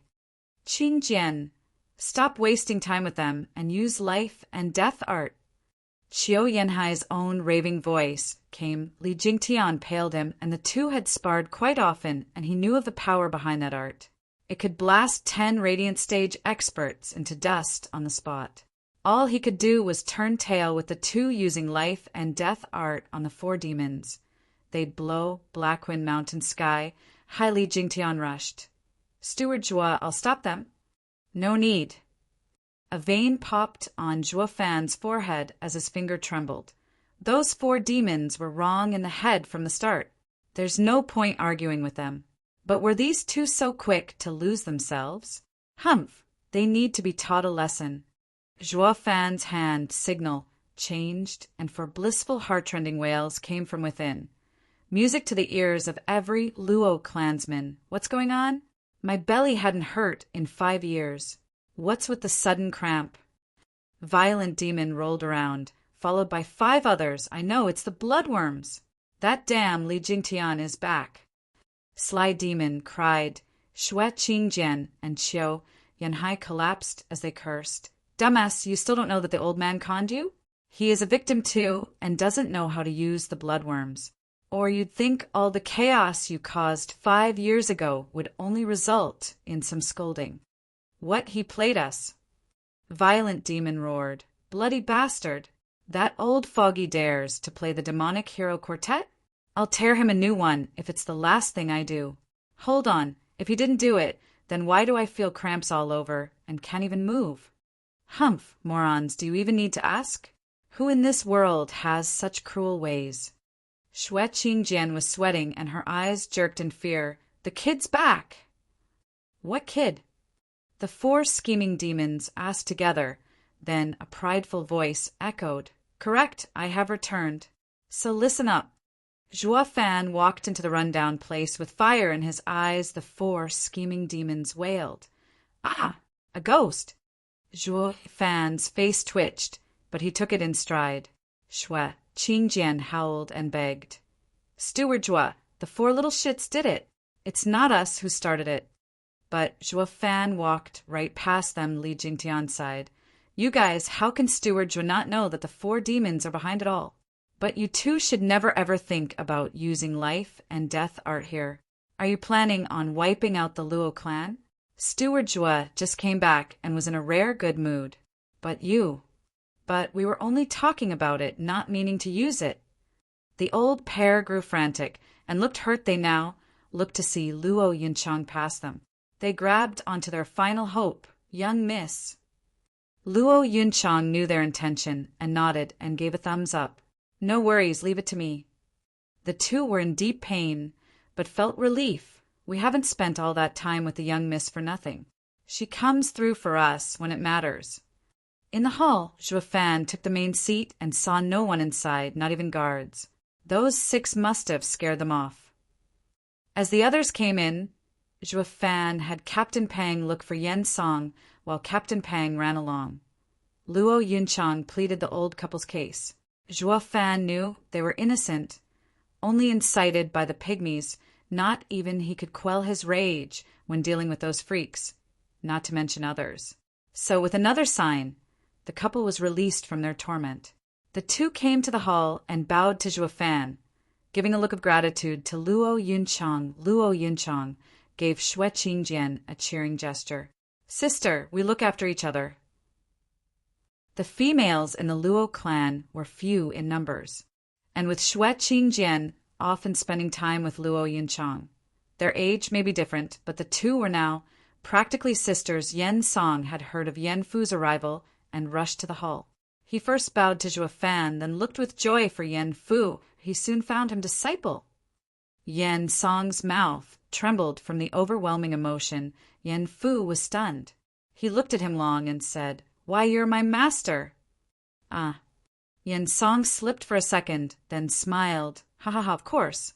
I took Steward Zhuo's 8th grade pill and washed away the poison, making me dozens of years younger. Handsome, aren't I? I had told you many times if it weren't for training in the rainbow cloud palm from a young age, I'd be an elegant and refined gentleman, wooing thousands of girls with a mere wink. See, I wasn't lying." The people let a giggle slip. It was their first time seeing their alchemy house elder boasting like that. Just like a certain vile steward they knew. Indeed, bad habits do rub off when standing so close, but Yen Fu shuddered and nodded. "Yes, you really are my master. Master only boasts like that with me. That's our secret, master." Yen Fu fell to Yen Song's feet. Yen Song was tearing up too. Master and disciple, finally reunited like father and son. The rest didn't disturb them afterward. Zhuo Fan thought Yen Fu was too young to assume a position, so he made him an assistant. As for the 4 scheming demons, Zhuo Fan threw them somewhere far off, and only 3 days later was he reminded of them. He released their seal and gave them a tongue-lashing ever since their return, under Zhuo Fan's tight supervision. The 4 were on their best behavior, and Blackwind Mountain finally knew peace after 5 long and nerve-wracking years. Meanwhile, Feng Qiubai and Duguzhantian stepped foot in the imperial capital's palace with the esoteric debates report. Chapter 346, Sun's Visit. Chapter 346, Sun's Visit. Elite Coder, Duguzhantian and Feng Qiubai greet His Majesty. The dignified emperor sat on the golden throne. As the two bowed, the emperor waved for them to get up and asked, "You two have been supervising the esoteric debate in my stead. Tell me, what has come off of it? What surprises have cropped up?" The two nodded, and Feng Qiubai took the lead. "Your Majesty, of the 6 dragons that had participated, Huangpu Qingtian, Yanbangyi Yushan, and Lin Xianfeng died at Zhuo Fan's hands. Luo clan became the true winner. What? That #1 genius in Tianyu, Huangpu Qingtian." The emperor was stunned. He had hoped for Zhuo Fan to mess with him, and that he only had a half chance of success. But then Zhuo Fan went all out and well beyond his duty, bringing him a wonderful piece of news. Regent estate and the other house's future was now snuffed in the cradle. At the very least, a monster like Huangpu Qingtian wouldn't crop up anytime soon, and the regent estate's power remained in check. Taking a deep breath to control the overwhelming excitement, the emperor asked, "Anything else?" He may have quelled his body's reaction, but his beard was swaying from glee. That alone was enough to see what a thrill this news had become. Feng Qiubai and Duguzhantian hesitated. That was the good news, and what followed was the worst news ever. "Your Majesty, in the esoteric debate, Huangpu Qingtian revealed that he had a dragon vein soul. Even though the regent estate talked its way out, I believe they are intent on drawing out the dragon souls from the imperial family's dragon vein and rebel." "What?" The emperor slammed the armrest, glowering. "You're saying the regent estate has grown so bold as to go after the imperial family's dragon vein and even had someone become the master of a dragon soul? Wait, that's not right. If Huangpu Qingtian has the dragon soul, he should be under the world's protection. How can?" Feng Qiubai and Duguzhantian sighed. "I'm afraid your Majesty's assumptions are correct. Zhuo Fan is a man to be reckoned with. He killed Huangpu Qingtian and subdued dragon vein soul, making the world quake for 9 days. From what I saw, he is a man who can change fate." The emperor's face darkened. "You mean to tell me Zhuo Fan has the dragon soul and has now become a rightful king, by Providence no less. Yes, but although he is Providence and Dragon Soul's protection, the wielder of Dragon Vein ruling the lands has been foretold by the High Priest since 1,000 years ago. Over these years, the parish's prediction hasn't changed. There's just one thing I am unable to clarify. If Dragon Soul's protection was Providence and Heaven's blessing, why did Huangpu Qingtian end up getting killed? Is this a flaw in the prediction? Or Zhuo Fan defies the heavens themselves? Feng Choubai was pensive, the emperor said with cold eyes. How did Zhuo Fan kill him? Bit him to death. Dugu Zhantian reported with his head hanging. The emperor was stunned. Bitten to death? Did he eat him? Your Majesty, is something wrong?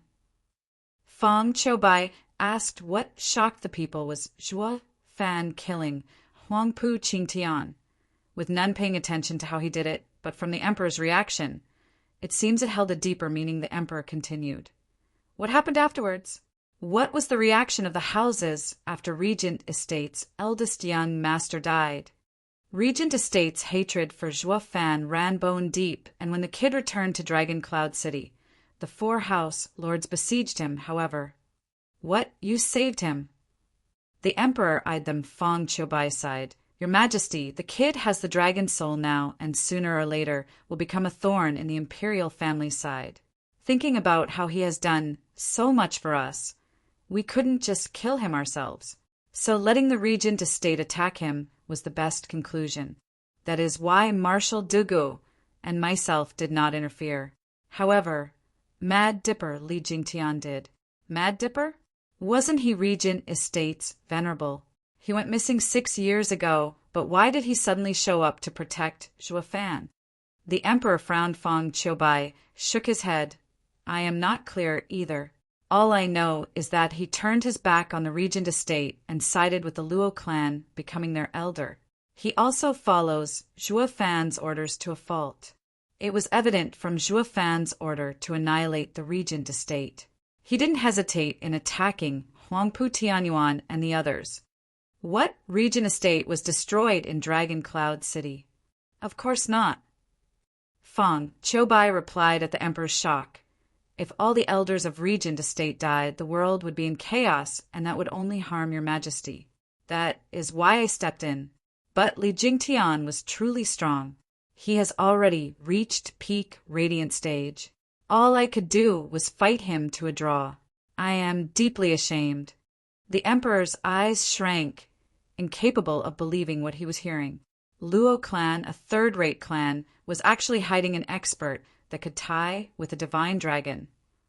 Doesn't that mean the Luo clan is on the same level as the 7 houses? In fact, they are now second only to Regent Estate. In less than 10 years, that wretched clan has grown so much. In less than a decade. The emperor sighed. Feng Choubai and Dugu Zhantian sighed as well. The events were too astonishing. Zhuo Fan was incredible, capable of turning everything around. Who could turn a bunch of ants in such a short time into an elephant? Zhuo Fan. Taking out the paper from his sleeve, the emperor sighed. Take a look. When the world quaked, Parish sent these words. The 2 read it, and after a pensive silence, they said to the emperor, May we ask, what is your Majesty's view of these words? I didn't understand at first, but listening to what transpired in Dragon Cloud City, I can guess now. The emperor stroked his beard.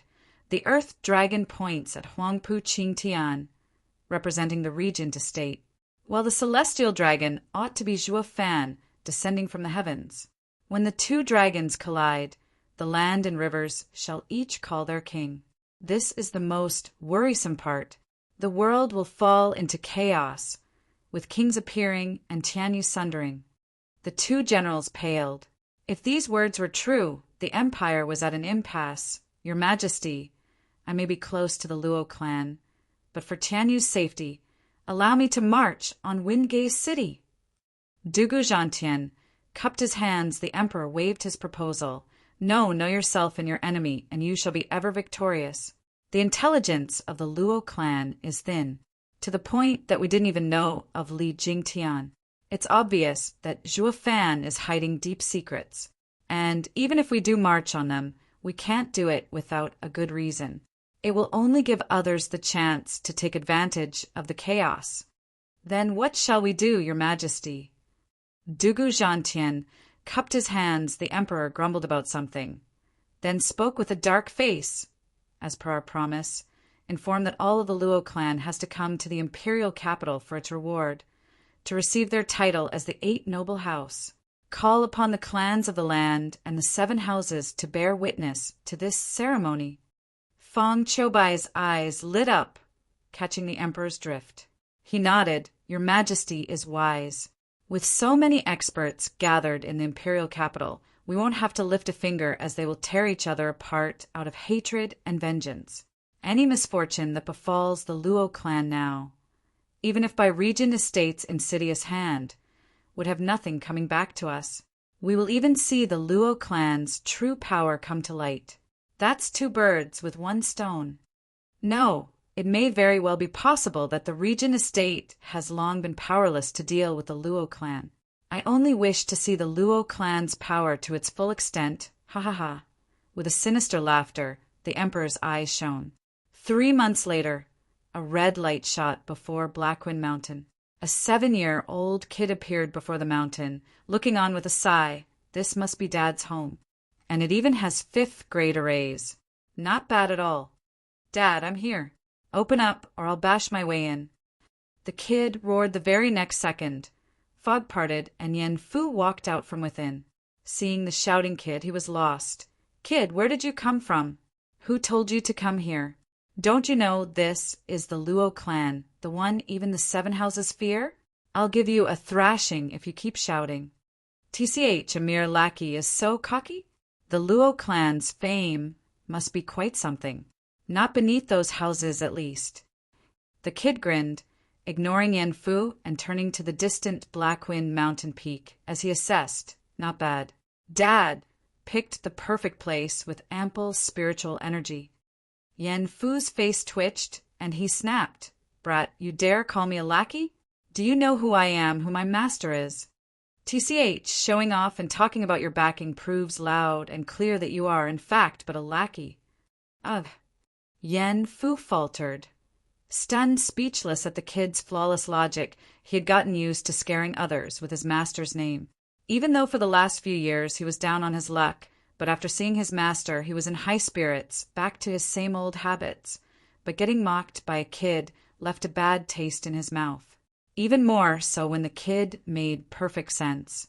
Everywhere he went he'd show off his backing, like a true lackey. As if he was afraid of getting a thrashing, Yen Fu sighed in the end. Out with it, brat. What do you want? I've come for someone. Who? My dad, Zhuo Fan. The kid stuck out his chin. Chapter 347, Monstrous Father and Son Duo. Chapter 347, Monstrous Father and Son Duo. Elite Coder. What? Gasping, Yen Fu stammered. Who did you say you were here for again? Zhuo Fan. And no, I mean is Steward Dreer. Yen Fu gulped. The kid raised an eyebrow and spoke genially. My dad, why? What? Steward Zhuo is your dad? Only now did the words register in Yen Fu's grinding mind. He gasped with bulging eyes. Steward Zhuo has a child? Why didn't he say anything? The kid put on his thinking cap. He probably didn't have the time, since the 2 of us only recently met. An out-of-wedlock child. Yen Fu's heart was pumping at full throttle as a cryptic smile formed on his face, and he rubbed the kid's head. Little guy, wait here while I get your dad. The kid flicked Yen Fu's hand off. Listen, bud, I hate it when people touch my head. If not for being one of Dad's men, I'd pummel you into the ground and leave you to the wolves. Shivering, words left Yen Fu. The kid was so tiny yet packed a mean attitude, threatening him left and right, just like Steward Zhuo. He now somewhat believed that the 2 were related. They were just too similar. Not to mention the kid sure was mighty. His hand was still stinging. SS. Gasping, Yen Fu cradled his inflamed hand and darted inside to report. This is breaking news. Zhuo Fan's love child is at the door. In a jiffy, A stream of people rushed down the mountain, with Luo Yunchang in lead.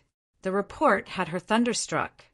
Freezing on the spot, she should have known Zhuo Fan had other girls out there besides Chu Qingqing and Ning, with a child no less. That was the last straw. You damn player. Once I get to the bottom of this, you're dead. Raging like a volcano, Luo Yunchang stormed down the mountain along with Xue Qingjian, Qiu Yanhai, Captain Pang, and many more joining the bustle. They were looking forward to meet their steward son. With such an attitude, his child ought not to be as fiendish as his dad, no. But when they arrived, the kid looked so cute and bright, everyone just wanted to hug him. Ah, I didn't think the steward's son would be so adorable. His mother must be gorgeous. Xue Qingjian's maternal instinct kicked in high gear. Luo Yunchang's mood only sank, mirthless. But seeing the kid, she squeezed a smile as she asked, "Little guy, is your dad really our steward Zhuo Fan? Mind telling me your name? Are you calling me a liar? You, rude bint, I've come to see my dad. You all better not stand in my way and take me to him now." The kid snapped. Luo Yunchang's face twitched. That was a first, for a kid to call her bint. The others were having a blast and broke out in laughter. Yen Song sized the kid and said, "The child may be young, but quite spirited. His tone is just like Steward Zhuo's, as brash and egotistical. We no longer have to fear the Luo clan's decline. We even have the next steward, ha ha ha." Yen Song laughed, rubbing the kid's hair, but the kid's brow shivered and his face looked positively dark. Elder Yen is right. I find the kid clever, and with Steward Zhuo's teachings, we will have endless generations of stronger and stronger geniuses. Come, call me Uncle Pang. Captain Pang laughed, getting his turn to ruffle the kid's head, who only glowered, but the crowd hardly noticed or cared. A child was getting teased by adults. What could he do other than bear it? And so, after the second came the third, and on it went. Everyone rubbed his head and teased him. But the child's only reaction was an increasingly darker face. The last straw was when Qiu Yanhai came over laughing. But before he could speak, the kid flung his hand off and snapped, "I told you not to touch my head. Take me to see my father." Oh my, he's pouting. Ha ha ha, the spitting image of Steward Zhuo. Qiu Yanhai laughed, further aggravating the kid by rubbing his head again. "You twerp. You are so young, yet have such fire in you, just like your old man. A shame you don't have his strength. Look, I'm touching your head. What are you going to do about it? I can't mess with your dad, so why don't I mess with you? Ha!" Qiu Yanhai toyed with him until the kid's face was practically throbbing with rage. Xue Qingjian poured more oil. "Geezer, stop poking him. He is only a child. Worry about when his dad finds out that we teased his son and he'll come toy with us. Ha ha ha, what's there to fear? Steward Zhuo is in seclusion to nurse his wounds.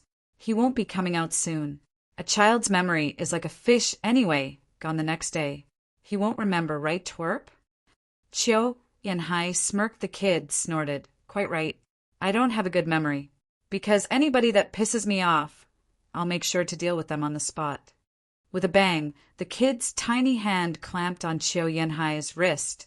Like a vice, Qiu Yanhai felt his wrist about to break and paled. Nothing he did could get him out of the hold. Only now did he realize that the kid was more than he seemed, way more, while others were still blissfully oblivious. The kid's eyes left him cold and shivering. "I don't need Dad for help. I'll let you have a taste myself." The kid flung Qiu Yanhai under the bug-eyed crowd, smack into the ground. Boom. Qiu Yanhai cracked the earth, the gap extending farther and farther. In a blink, it crossed a whole mile and passed into Wingay City rumble. No one could believe their eyes as to how Wingay City was suddenly sporting a bottomless gap. Qiu Yanhai coughed blood, filled with shock. What kind of monster is he? How does he have so much power to wound an 8th-layer radiant stage expert just like that? He had never imagined the kid would be so freakish. The rest went slack-jawed. With eyes wide as saucers, the 7-year-old scamp had the power to kill a radiant stage expert in one blow. What the hell? The people gulped from shock. That's Zhuofan's kid, all right. Neither of them is normal, but monsters, with the son even more outrageous than the father. Luo Yunchang forgot about her jealousy then and there. She stared at the previously adorable kid with raw fear, letting go of Qiu Yanhai. The kid tended to his hair and mocked. Geezer, know what's good for you.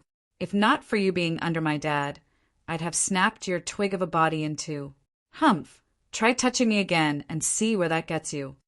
Qiu Yanhai felt like crying. He, a radiant stage expert and an elder, was manhandled like a child by a child. The others looked startled and their hands shivered. Who among them hadn't touched the kid's head? It was just Elder Qiu's rotten luck to do it last. If it were them, their entire skeleton would be dust by now. The crowd looked at the kid with even more fear, yet no less amazement. Zhuo Fan was a monster, but that didn't guarantee his son would be one too. At least not a freak of nature like this one. Holy hell! A 7-year-old kid can shoot down a radiant stage expert in one blow. How are the rest of us supposed to survive? Tears began to well in their hearts. Enough wasting time. Take me to my father. The kid spoke with pride after that little display this time. The people were amiable enough to nod and led the way. Shivering, the kid held his head high, strutting before them as he walked into the Luo clan's manor. Just then, 5 figures appeared. Li Jingtian and the 4 scheming demons. Seeing Luo Yunchang and the rest, Li Jingtian asked, "What's wrong?" What was all the commotion outside? The faces of everyone sank as they pointed at the kid. Li Jingtian merely looked at him and became a blundering, shivering mess. "I invincible scamp, Goose Santong! What in God's name are you doing here?" Chapter 348. I want to use the Qilin leg. Chapter 348. I want to use the Qilin leg. Elite coder. Ah, it's that little monster. He just won't leave us alone. The 4 scheming demons hugged their heads and rolled on the ground in fear, and everyone went speechless. This was a first for all. Seeing Mad Dipper frantic and the 4 fearless pygmies scurrying around like headless chickens, then again, the power this kid showed was almost out of this world. Elderly, you know this child?" Luo Yunchang asked with a trembling lip. Li Jingtian looked oddly at her. "Si child? Young miss, he may be a child to you, but to us he is the oldest monster. Just 300 years ago, he threw Tianyu into chaos and defeated everyone. And now, he is the strongest divine dragon of the imperial family, invincible scamp Gu Santong. We won't even be able to scratch him with all of us working together." What a shocker! All eyes on Gu Santong were now full of fear. Who could have seen that coming? Certainly not them. That a sweet, sweet child could be such an abomination. Qiu Yanhai was the most bitter. Glancing at the adorable Gu Santong, he felt like crying. If he had known the kid was a centuries-old freak, he wouldn't even get near him. Everyone was now trying to make sense of what this force of nature was doing coming to the Luo clan. But isn't he Zhuofan's son? How can he be 300 years old? Luo Yunchang was skeptical. Li Jingtian looked puzzled as well. Who told you that? He did. And the crowd had spoken. Pointing at Gu Santong now, it is Li Jingtian's turn to be floored. He looked at Gu Santong's genial face, filled with doubt. All the renowned experts cared about the world's view of them, and Gu Santong was no different. What possible reason would this almighty expert have to lower himself and say he was some guy's son? The non-committal Gu Santong had clearly admitted it to be the truth, leaving Li Jingtian even more confused. Where's Dad? Take me to him. Gu Santong said. Li Jingtian hesitated, but nodded in the end. Wait a moment while I inform him. It wasn't long before he was back, but this time with an even odder look for Gu Santong. Steward asked everyone and the child to come inside. Those words were enough for everyone to see that Zhuo Fan was indeed Gu Santong's dad. There would be no point for elderly to call him child otherwise, yet nobody had a clue about how a worldly expert, Tianyu's strongest divine dragon, ended up as a son. One thing was certain, though. They saw Zhuo Fan's handiwork in a whole new light. Only he could make this possible, walking in a single file they all marched into the Luo clan's main hall. Zhuo Fan was already seated with a bright smile. "Young Sanzi, it's been ages." "Dad." Gu Santong skipped cheerfully in Zhuo Fan's arms. He didn't look like a 300-year-old monster to anyone, just a sweet child, but the instant he saw Zhuo Fan's empty right sleeve, his eyes snapped. "Dad, your right hand! Who did this to you? I'll kill them all." "No need. I've already handled it." Zhuo Fan shook his head. With Tianyu's factions in a delicate balance, he didn't want Gu Santong to be the spark that blew everything sky high and affected his plan. "And what are you doing here? It can't be that you're here just to see little old me." Zhuo Fan switched topics. With a smile, Gu Santong nodded. "I came to give the Luo clan a decree. For the Luo clan's exemplary performance in esoteric debate, 3 months from now, the Emperor will bestow upon it the title of 8th noble house in the imperial capital, in front of the clans of Tianyu. All heads of the clans and houses will be there to celebrate." "What?" Everyone was stunned. Who would have thought the imperial family would hold up their word so fast? But it also worried them. Zhuo Fan had the dragon vein soul, and the Emperor's attitude would definitely change towards them. But by giving them a title in such a grand style while also inviting every clan, was there a hidden agenda that might affect the Luo clan? Zhuo Fan squinted, but smiled in the end. "Ha ha ha, I see. Now I know that you've come to give me this information. Thanks, young Sanzi. And how have they been treating you in the imperial palace? Do they feed you well?" Gu Santong's glee was replaced with heartache. "Don't remind me. Those stingy creeps only know to give me first and second-grade ingredients. Ever since I ate Dad's high-grade ingredients, those low ones seem stale." "Ha ha ha. Then why don't you stay here for a little while and live it up like a young master?" Laughing, Zhuo Fan presented an ingredient rich in spiritual energy. Gu Santong perked up on the spot. 8th-grade ingredient. "F for me?" "Of course. What's mine is yours." Zhuo Fan pushed the ingredient to a cheerful Gu Santong at the side. Yen Song's heart was bleeding. "That's an 8th-grade ingredient." With the secret alchemy art Zhuo Fan had taught him, he might even be able to refine a 9th-grade pill with that ingredient. Giving it away just like that is such a waste. But the pain had only just begun. Zhuo Fan waved Yen Song over. "Elder Yen, my son will be staying with us for a few days. He just loves ingredients. For every meal, you have to give him at least 1/6th-grade ingredient. Got it?" Face twitching, alchemist Yen Song's poor heart was at its limit, but since Zhuo Fan had commanded it, he could only suck it up and nod. Gu Santong was ecstatic, hugging his neck and kissing him. "You're the best dad in the whole world." All of this happened before a mute audience. Where did the fiendish monster go? In front of Zhuo Fan, he was nothing but a cute 7-year-old. All right. Zhuo Fan waved, telling Gu Santong to get down as his face turned serious.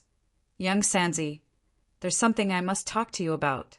Perhaps you won't agree, but I must ask." Gu Santong cocked his head Zhuo Fan's side and said, "Young Sanzi, I want to use the Qilin leg."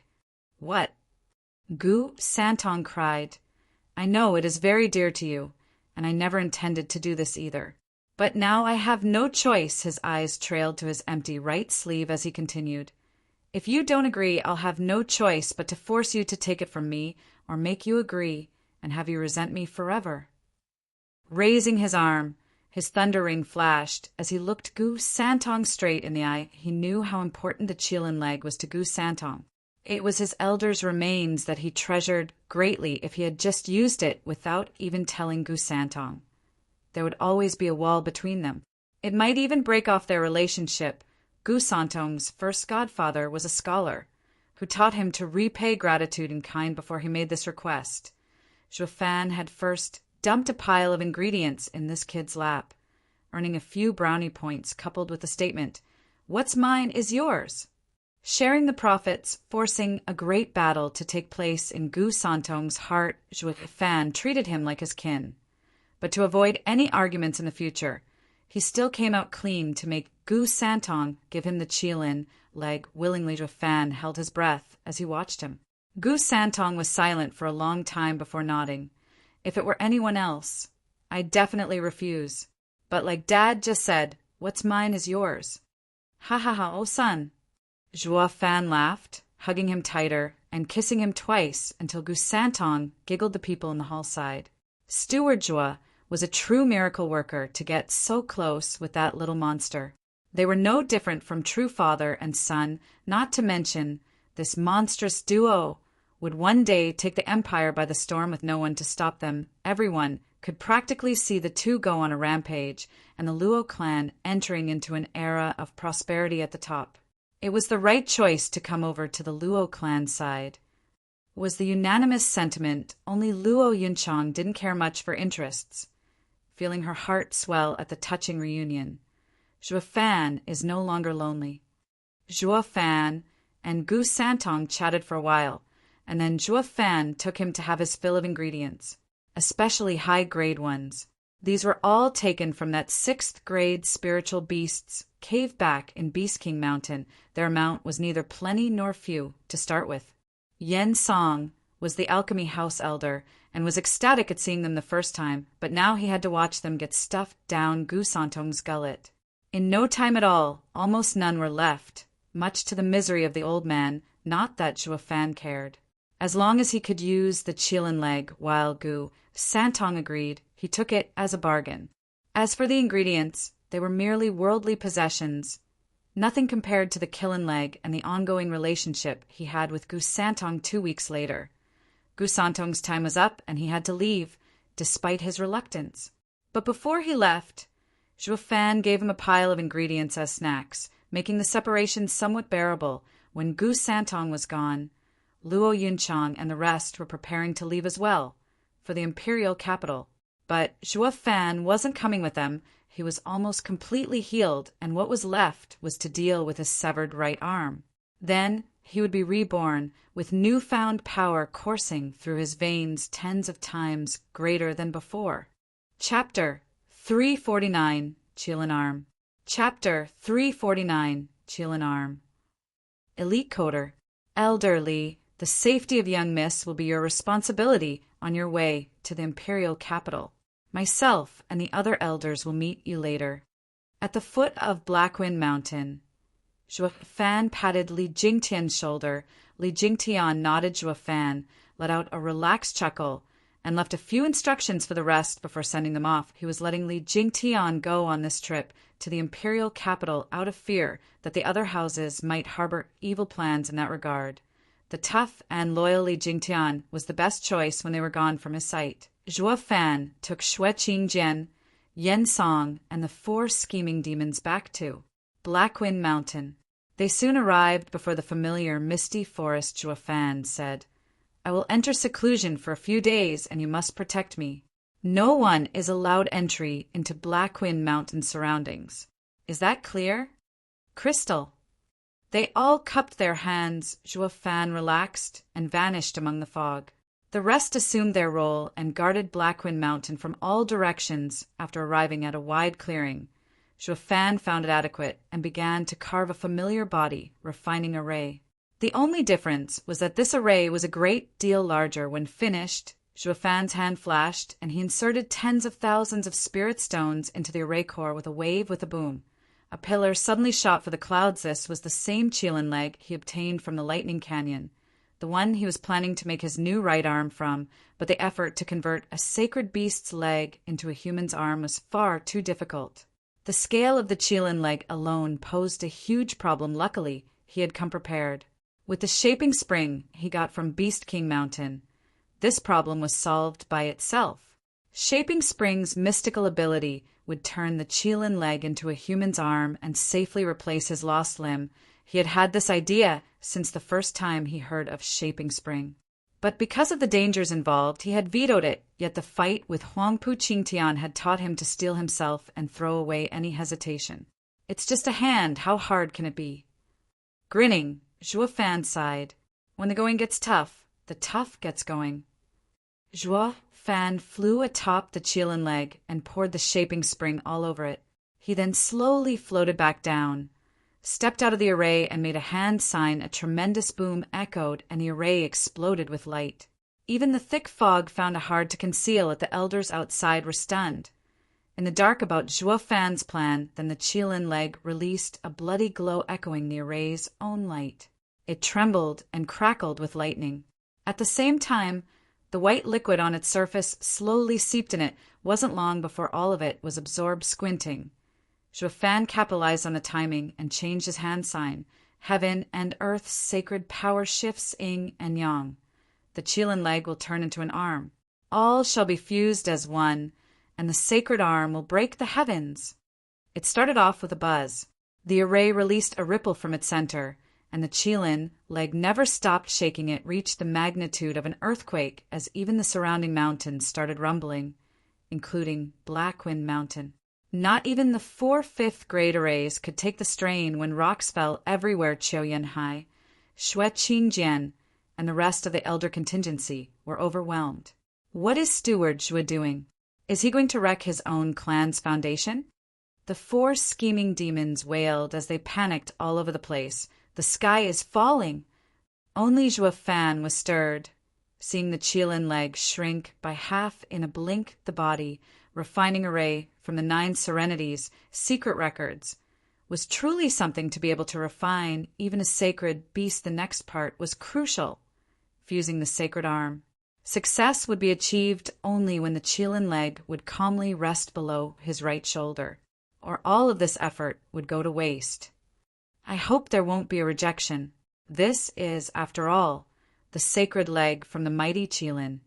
Squinting, Zhuo Fan took a deep breath and focused on the shrinking red pillar. Once it was the size of an arm, he shouted and jumped inside the array.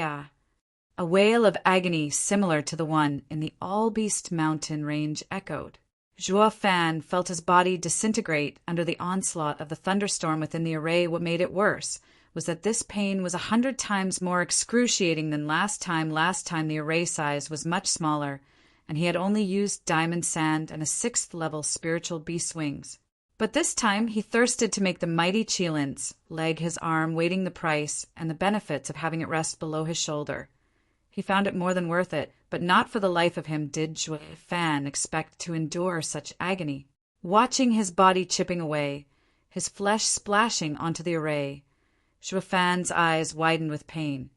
Ready to explode, this pain went beyond the conceivable realm. The last refining was but a bug bite by comparison, but Zhuo Fan held fast. The last time he had done it for Ninger, while this time he was doing it for everyone, so that Ninger misfortune would never repeat itself.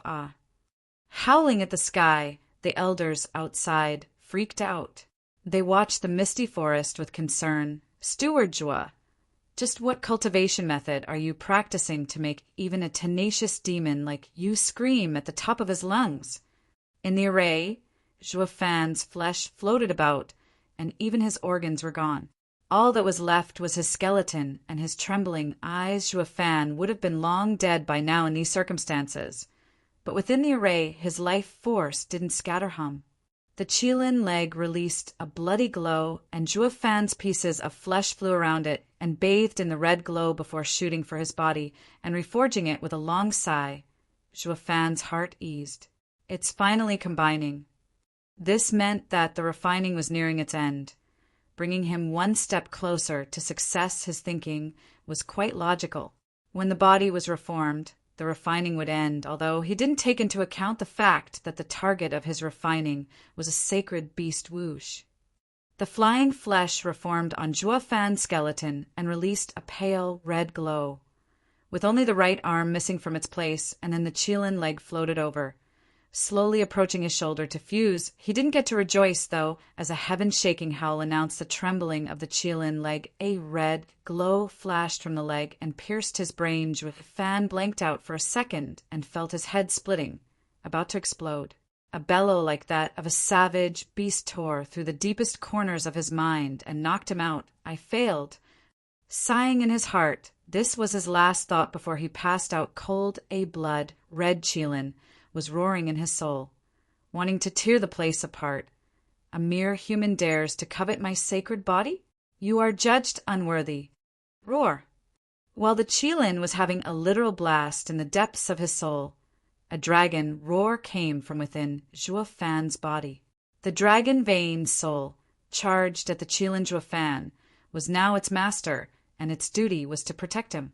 It was aware that it was no match for the Qilin, but it was going to try and protect Zhuo Fan with its life. The Qilin only had disdain for the dragon's soul. Humph, if you were a celestial dragon, I would have graced you with a strike. But a tiny earth dragon dares to bar my path? The Qilin lifted its leg and stomped on the dragon, soul bam. The dragon's soul was kicked out of Zhuo Fan's soul and back into his dantian with the face of a kicked puppy master. I did my best, but it just wasn't enough. Ha ha ha, a snail dares contend with me? Die. The Qilin cackled and raved at the surrounding darkness. Ha ha ha, this human brat has some nerve. See how I'll tear your soul to smithereens. It didn't get the chance, though, as a sharp cry announced the pain in his back. A huge bird made of azure flame clawed at the tough Qilin's back. Qilin looked back in shock. You? Yes, old partner. I've chosen this kid, and one day he will return our help manyfold. You have long since died, and removing this grief from your soul will be for the best. The huge azure fire bird exploded into flames and swallowed the Qilin. With a tightening of its claws, the Qilin vanished in a red glow. Then the huge azure fire bird vanished as well. Only then did Zhuo Fan's ever-throbbing right arm, the Qilin leg, finally became still as it began to fuse with his body. Chapter 350 Comprehensive Advancement. Chapter 350 Comprehensive Advancement. I wasn't devoured.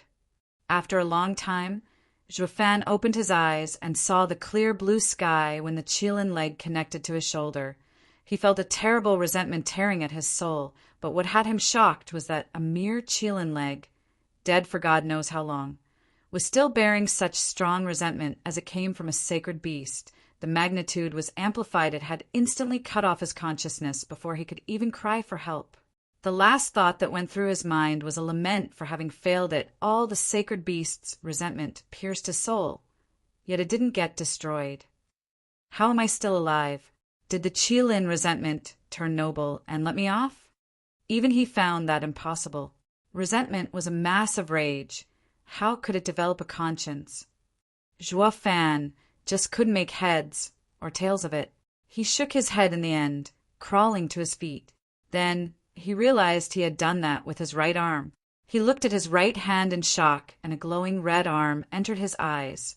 The refining succeeded. He had turned the Qilin leg into a sky-piercing Qilin arm.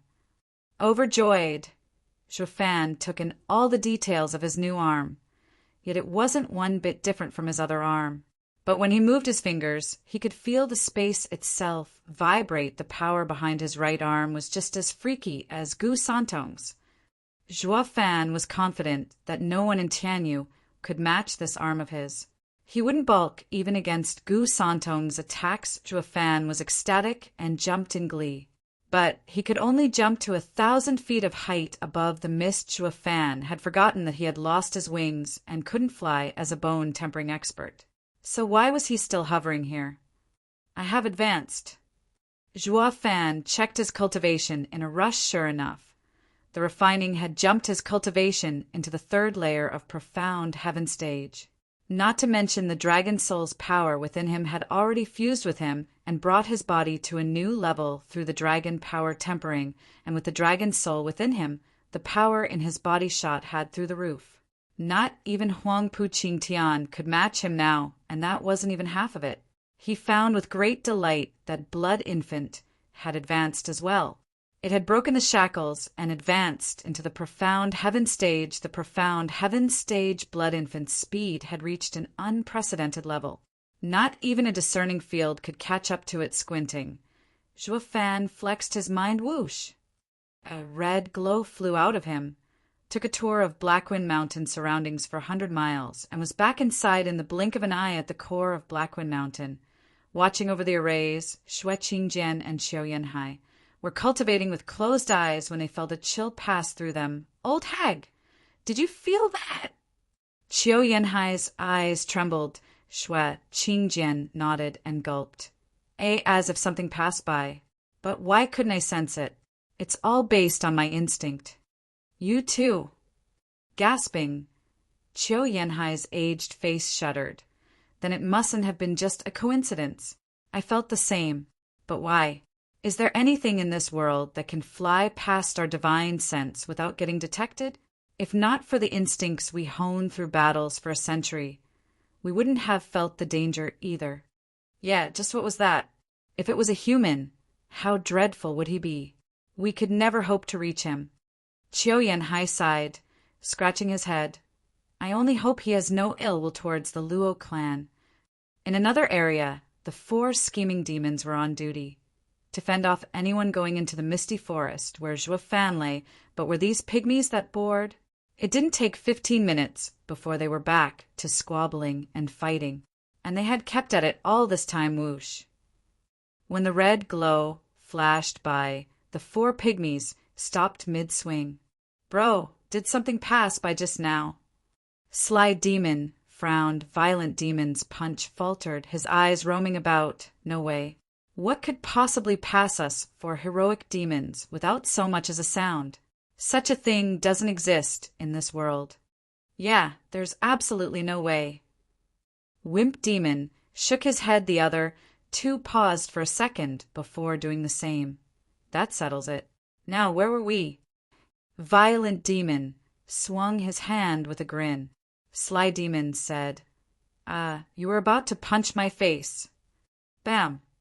And that was what Violent Demon did, smacking Sly Demon's nose. Ha ha ha, now I remember. I really wanted to bash your face in. Sly Demon returned blows, of course, right at Violent Demon's head. Thus, the 4 resumed their ever-bustling bonding, but just then, Zhuo Fan's dignified voice came from above Blackwind Mountain. Elders, come to the misty forest. Steward Zhuo was out. Shui Qingjian and Qiu Yanhai rushed post-haste. Yan Song came out of the alchemy house as well. Flying to the forest, the 4 scheming demons stopped their sharing tough love and gathered at Misty Forest soon. All of the Luo clan's elders were watching the forest. Zhuo Fan walked out of the bloody fog and nodded. The elders saw that Zhuo Fan didn't only recover his arm, but had also reached the 3rd layer of Profound Heaven stage, leaping 4 layers in just 1 month. His speed was faster than a rocket. Monster. The word was on everyone's lips. How could Huangpu Qingtian possibly compare? He was just a novice. Zhuo Fan smiled. How long was I away?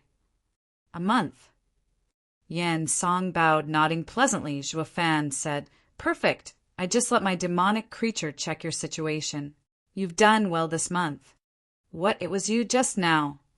Shui Qingjian cried out. What is that demonic creature that moves so fast? Ha ha ha, I have many more tricks up my sleeve. You will get to see them in time.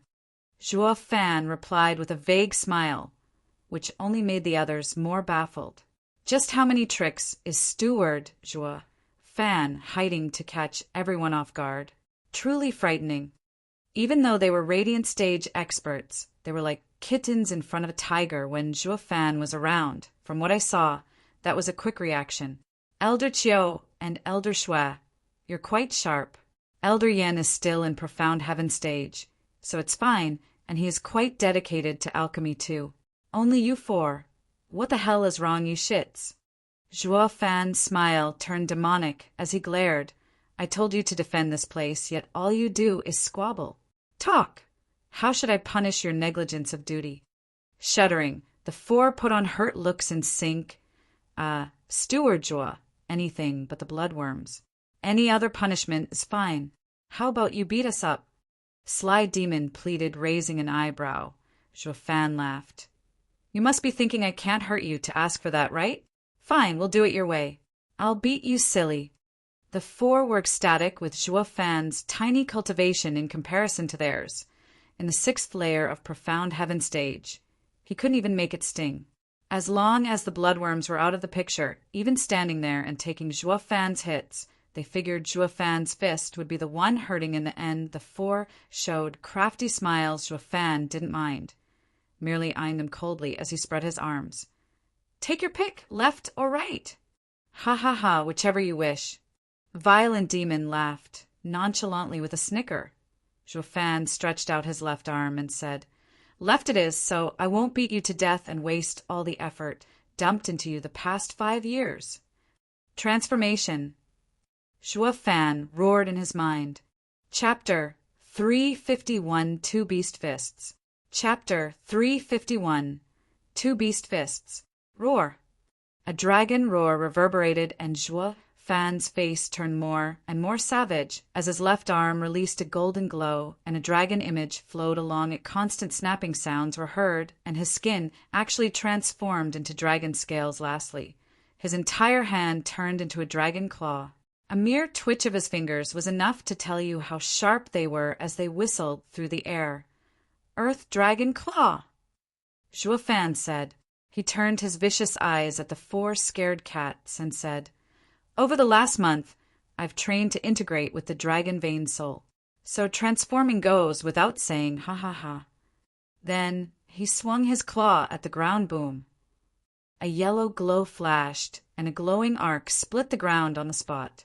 It passed through everything, snapping things in two. Not even the mountains were spared. It went strong for the better part of a mile.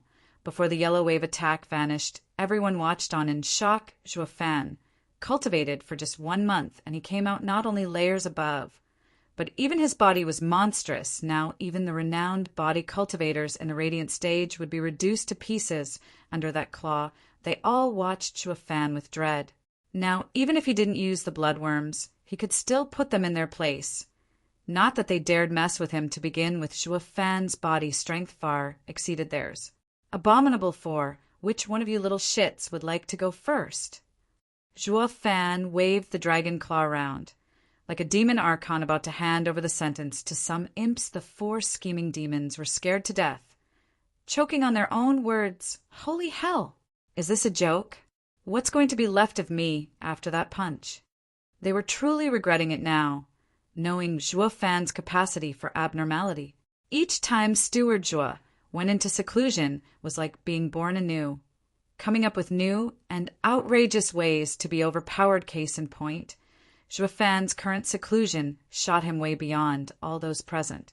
They were totally unprepared, but now they had to roll with it. They should have seen this coming and should have dropped on their knees to beg for mercy instead. But how were they supposed to do that now? The 4 sighed, their smiles laid thick with a heavy sense of begrudging and self-deprecation. But soon, Sly Demon's eyes probed. Steward Zhuo, your Earth Dragon Claw is marvelous. I wonder, though, can you do that with both hands? Only the left. Zhuo Fan could see his thinking from a mile away. Yet he didn't hide it. Sly Demon lit up, and he gathered his pals around for a little bro talk. Then they came out laughing. Violent Demon puffed up his chest and stuck his chin out. Steward Zhuo, didn't you say we can choose which hand? You're a man of your word, right?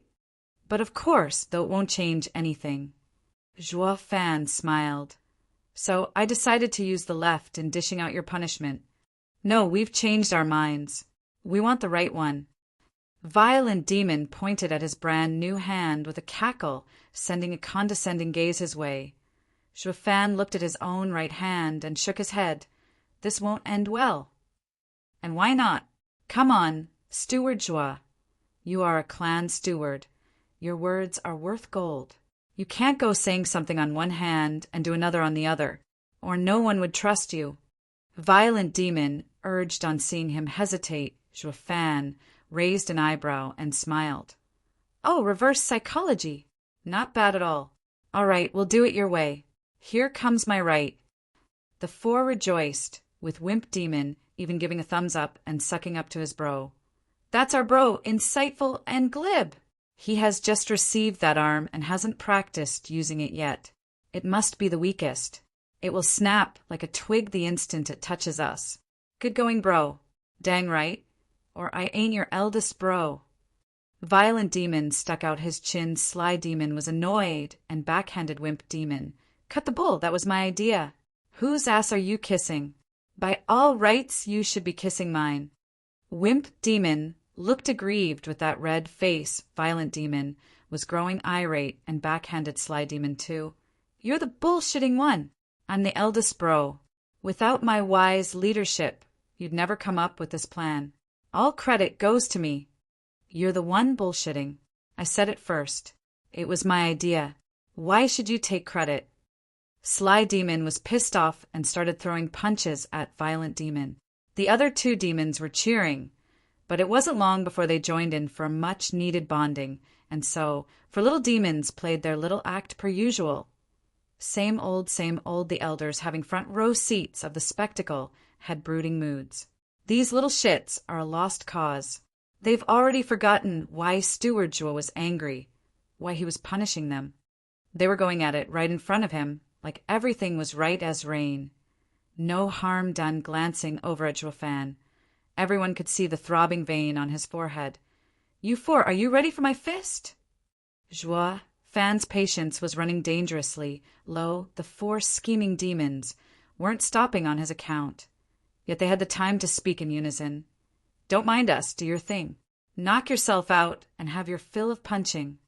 Despise, condescension, and contempt, these four demons weren't buying Joafan's bravado. Thinking his right arm wasn't up to snuff, Joafan smiled in anger and moved his hand around. "Ha ha ha, you sure are experts to want so many punches. That's fine. Let's give you a little taste first, shall we?" Joafan's eyes flashed with bloodthirst, and he punched. Tangible projection, sky-piercing Cheelin arm. Boom! Like a flood, Joafan's right arm shined red and swelled. His thick arm became like a giant steel wall barreling straight for the demons that, terrifying, might stole the breath of even these sixth layer of Radiant stage experts. Ducking their heads, instinctively whoosh.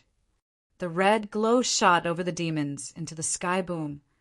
Like an artillery blast, the Cheelin's sacred arm rumbled the space wherever it passed and pulverized everything else, with the space in front of the fist taking the brunt of the hit, warping constantly and making a 300 feet tall cliff crumble into nothing once silence sat in. All that was left in the eyes of the onlookers was desolation, and not much else. The shock was so great that they were in denial. Everyone knew Joafan would have an outrageous power boost, but who'd have seen that? One coming? Not them. That thing could crush the world. The four scheming demons were shivering on the spot. Their faces void of blood, it was a déjà vu moment for them. Gu Santong had done the same thing. One invincible punch to crush everything gulping. The four scheming demons found it hard to look at the red pillar in the sky. They knew they had messed up and were on the verge of crying. You call that a hand? That's a pylon. The slightest touch will turn us into meat patties. I'd take the dragon claw any time. Thank you very much. They blindly took Joafan's new arm for a newborn's, when in fact it was a weapon of mass destruction. Moreover, are those the arms of a human? Gasping, Joafan withdrew the Cheelin leg back to being his arm and nodded. Pleasingly, transformation was a secret art of changing shape that meant turning his left arm into the earth dragon claw of a sacred beast taking human form, while tangible projection meant transformation of returning to its original form. His Cheelin arm looked like an arm and was tough beyond imagination. But only through this tangible projection of turning the Cheelin arm back to the Cheelin leg could he unleash the sky-piercing Cheelin power. Yet this wasn't all the Cheelin leg could do, limited as it was by his low cultivation. Had he put too much power into the blow, he'd be going down with it, but even when limited, for the whole of Tianyu, it was more than enough with the earth dragon claw on his left and the Cheelin arm on his right. No enemy could contest him in Tianyu. Joafan grinned, awfully full of himself now that he took notice of the others. Their minds had taken a vacation, it seemed, betrayed by their dumb looks. While the four demons were shaking like leaves with a demonic smile, Joafan swished his right hand. "You four said to keep him coming, right? Want another one?" No, no, no. Steward Joa, you're too awesome. We don't dare to play in front of you. How about you use the blood infant to punish us? That punch of yours will splatter us. You wouldn't want the Luo clan's last 5 years of investment to be for nothing, would you? The four demons' heads were pounding and snot was coming out of their noses. Joafan smiled. Ha ha ha, you four just keep begging for mercy. Fine, I'll let it slide just this once, but you better get this straight. If I find you slacking on the job again, there won't be a next time. I'll flatten your heads on the spot. Steward Joie, worry not, it won't happen again. The four demons shook their heads and vowed. Only then did Joie Fan nodded and looked in the distance. Good. It's time we go to the imperial capital and regroup with the others. Yes. Everyone cupped their hands as they accepted the order. Even the playful and sly demons turned respectful on the spot. Chapter 352 Imperial Capital Ceremony. Chapter 352 Imperial Capital Ceremony. Imperial Capital, the Imperial Palace's gates. There were 360 copper inlays in the 9 heavy, 3-meter tall gates, set in the shape of macrocosmic orbit array. It was an everlasting symbol of peace, and imperial power guards strapped in golden armor stood before each grand gate with grace and dignity, releasing a heavy pressure on anyone who came close. Even fresh cultivators could feel the presence of 1,000 of these profound heaven experts. The imperial family's power had always been the strongest in Tianyu. A crowd had gathered outside these gates since the crack of dawn. Now in awe of such a display of power, how long had it been since the imperial family had held a ceremony? No one knew, since this was their first. On such occasions, delegates were to come from every clan in Tianyu, from the biggest houses to the smallest. The last time such a gathering took place was centuries ago, when everyone banded together and repelled invaders from their border. It was quite plain to see how much weight the imperial family had attributed to the bestowal of the 8th noble house title. The Luo clan, a mere third-rate clan, was now going to be wallowing in honor. They had simply won the esoteric debate. But was it that great an achievement to have the whole of Tianyu take part in its award ceremony? Some small clans, waiting in the biting cold outside the gates, begged to differ. Why don't we get that kind of treatment? The many clans gathered before the imperial palace's gates were feeding the rumor mill as they discussed. Some were envious and some were in awe. But what predominated everyone was reverence. It had never happened before, and the difficulty could be imagined.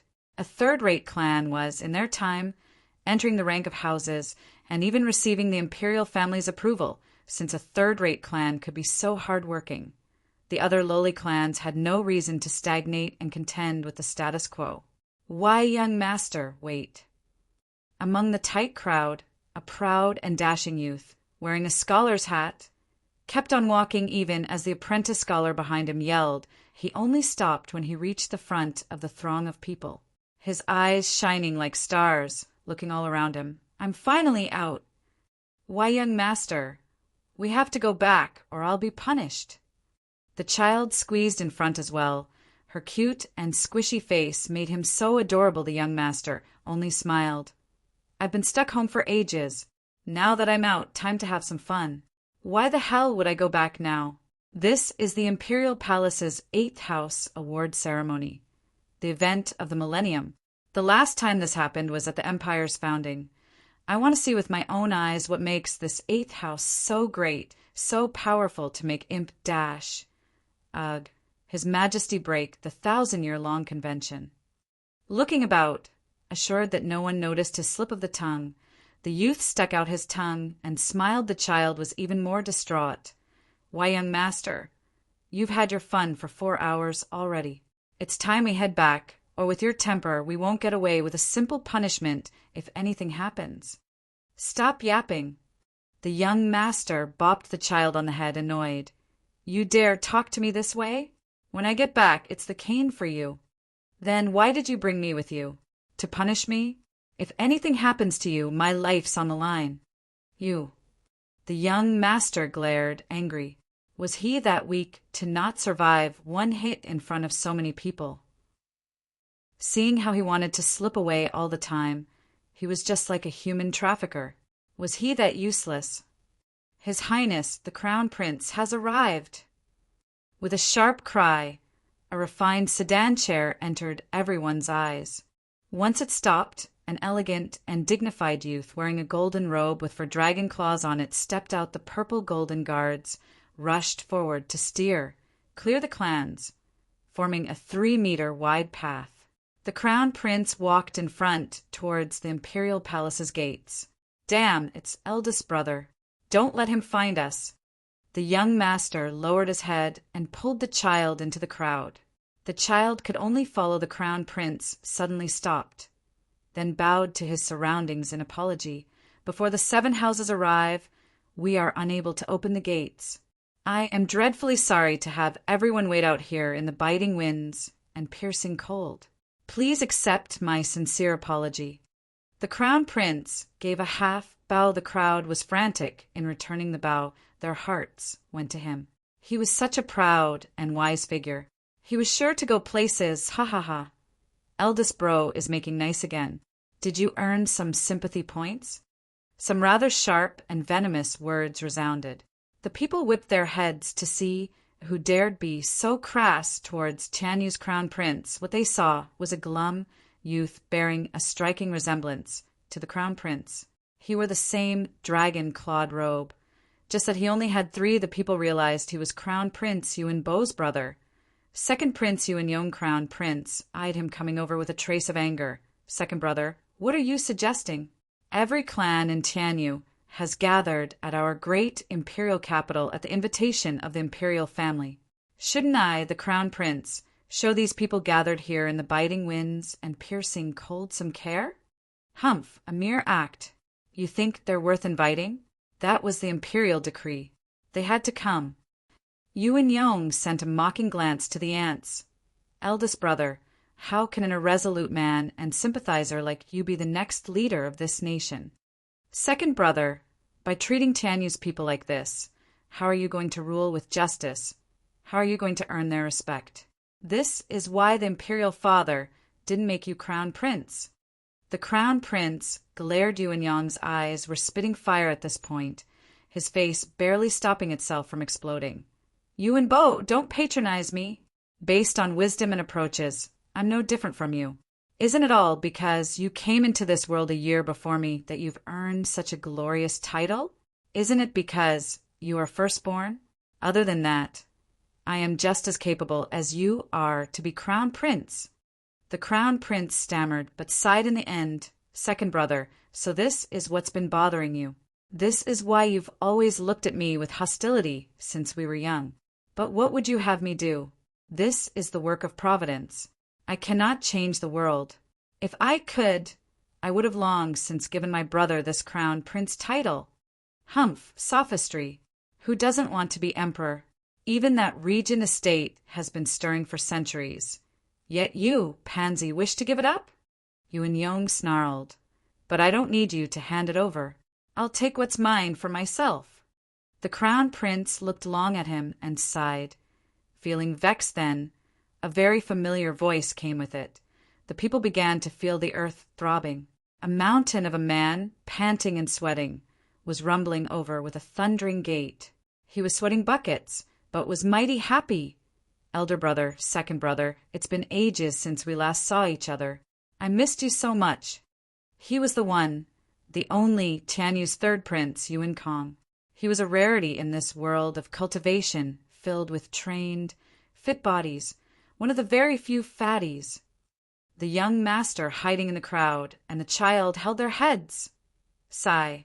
Third brother, can't you sweat that fat off a little? Every time you come out, you scare everyone. I don't even want to be seen around you. Yuan Yong glanced at the tub of lard with loathing. God damn it! Hasn't this pig left the imperial capital yet? What's he doing back here? Ha ha ha, he must have finished his mission, and the imperial father had him return.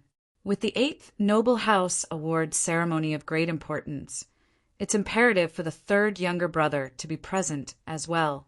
The crown prince came out with open arms and a smile. Ha ha ha, third brother, welcome back. Eldest brother. With a cry of joy, Yuan Song jumped into the crown prince's arms and landed with a bang at the same time. A snapping sound marked the wincing of the crown prince as the pavement beneath him cracked all over. Your Highness, Crown Prince! Crown Prince's guards rushed over, seeing him hugging the hulking slab of meat. I'm fine. Shaking his head, the Crown Prince put on a reassuring smile. I am a 9th layer bone tempering stage cultivator after all. but even I can't hug my younger brother. Crash! With another sound, Crown Prince's face paled, and he looked at his third brother with glistening eyes. Old third, did you get heavier? Just a bit. Last month I weighed 375 kilograms, but this week I'm 400. It must be all that traveling getting to me that I gained so little. Everyone's face twitched. The third prince sure is an oddball. Where can you find so much fat in the world? Oh, right. Eldest brother, are you okay? Yuan Tsong asked, seeing his brother's sweaty face with a pained smile. Crown Prince begged. Third brother, could you get down first? My waist is killing me. The crowd blanked out for a whole 2 seconds.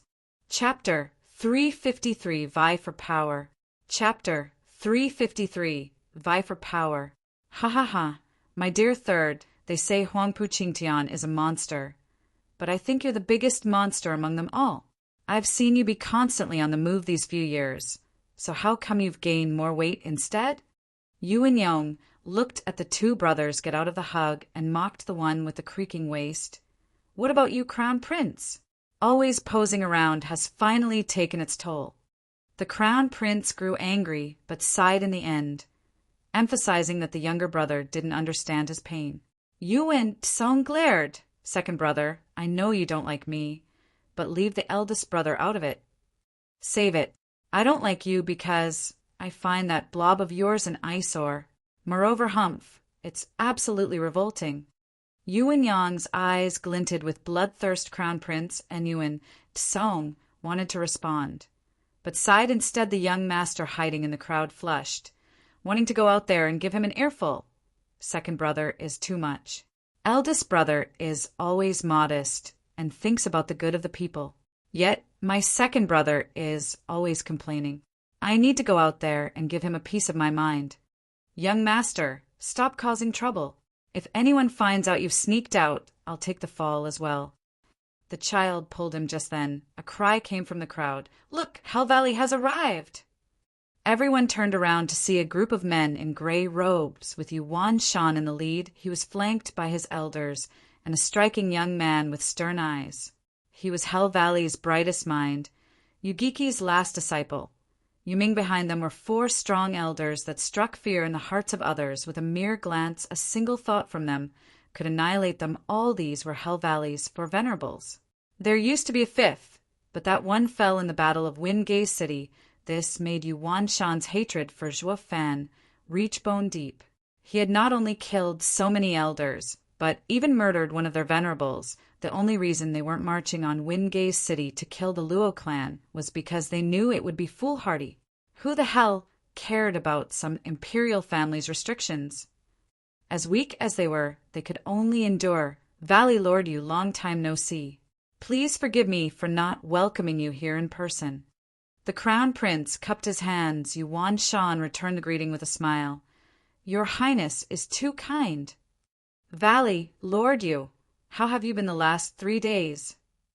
Second Prince Yuan Yong walked over with his head held high. Crown Prince's eyebrows twitched, and Yuan Shan frowned as he gave a mirthless laughter. Ha ha ha. Thank you, Second Prince, for your concern. I have been well. Oh, it's almost time for the gates to open. I am going in first to prepare. Afraid of saying more than necessary, Yuan Shan came up with an excuse to extricate himself and made his way to the gates. The 9 gates had a particular importance. The 9 Dragon Guard in every major event. Tianyu's clans gathered in front of these gates, and the 9 gates opened at the same time. The emperor walked through the middle one. While the others were reserved for the houses and princes, it displayed to the public that the 7 houses and the imperial family were equals, with the rest of the clans following behind. This time the emperor was about to appoint the 8th house, so of course the sealed final gate was now reserved for the Luo clan at the time of opening. The clans making their choice of which house to follow would stand before their respective gates, but since most of the 8 houses were running late, Yuan Shan saying that he was going to get ready to enter was an obvious excuse that he was avoiding them when they arrived before a gate. Yuan Shan looked back at the second prince in anger. That rotten bastard. Has he lost it to be so impulsive? Wasn't he clearly pointing out to everyone that there's something going on between him and us? Ha ha ha, Valley Lord, relax. If he were shrewd, our partnership would have been in danger. It's his rash attitude that makes him an excellent pawn. With a twisted smile, Yu Ming said, he just wanted to show off his power before the crown prince. Let him be. But what about our secret plans? Won't they get exposed? Yuan Shan snorted. Yu Ming shook his head. Valley Lord, no need to be angry since it will all be revealed anyway. And in the current situation, the rest of the clans will take the same path as us. Once the Luo clan becomes the 8th house, they will turn into the last power and will turn the empire into a tripartite nation. At that time, everyone will be tied down. To break the stalemate, vying for the throne will be the only option left. The side that controls the future emperor will be the one to use the imperial family to destroy the other houses. The last step will be removing the puppet emperor and taking hold of the world. Is this what you mean by playing for the future? Yuan Shan squinted. Yu Ming nodded. Correct. Yuan Shan gasped and nodded. So even with the second prince being impulsive, it was this impulsive nature of his that made him grade A pawn material. As for the crown prince, no one could gauge him. Yuan Shan was finding Yu Ming more trustworthy now in another location. Crown Prince frowned at Yuan Yong. Second brother, Imperial Father has warned us not to get too close with the houses. You, Crown Prince, you are the rightful emperor. So of course you'd listen. You only need to wait for the throne to fall in your lap. But without any power behind me, how can I fight for it? I told you, I'll take everything from you, ha ha ha. Yuan Yong cackled. Crown Prince's eyes flashed with bloodthirst. Though hidden deep behind his facade, Yuan Tsong came beside the Crown Prince and grumbled. Second brother, how can you say that? Openly going against the Imperial Father's decree? I'm going to tell on you. But the sight of a certain mesmerizing beauty left him speechless. He forgot all about his brothers and ran towards her laughing. Sister Kuei, you're here. It's been so long, did you miss me? The two brothers were dumbstruck and sighed. Our third brother truly is a rare fatty, a rare starry-eyed one. The girl has shot him down 108 times, yet he still can't face the music. Veiled Dragon Pavilion's detail, approached Pavilion Lord, was in front, flanked by his elders, 5 venerables following them. And lastly, the younger generation, one of them, of course, was the target of young Tubby Yuan Tsong's fantasies. Long Kuei Yuan Tsong was hammering the earth with each step, barreling onward like an out-of-control mountain. After a quick hi to Long Yaifi and the rest, he went to Long Kuei's side, making her sick. This guy got even fatter. He's inhuman. Ha ha ha. Sister Kuei, have you been well? Yuan Tsong fumbled his thick fingers. Looking bashfully at her, Long Kuei glared at him. I thought I told you last time that I like someone else.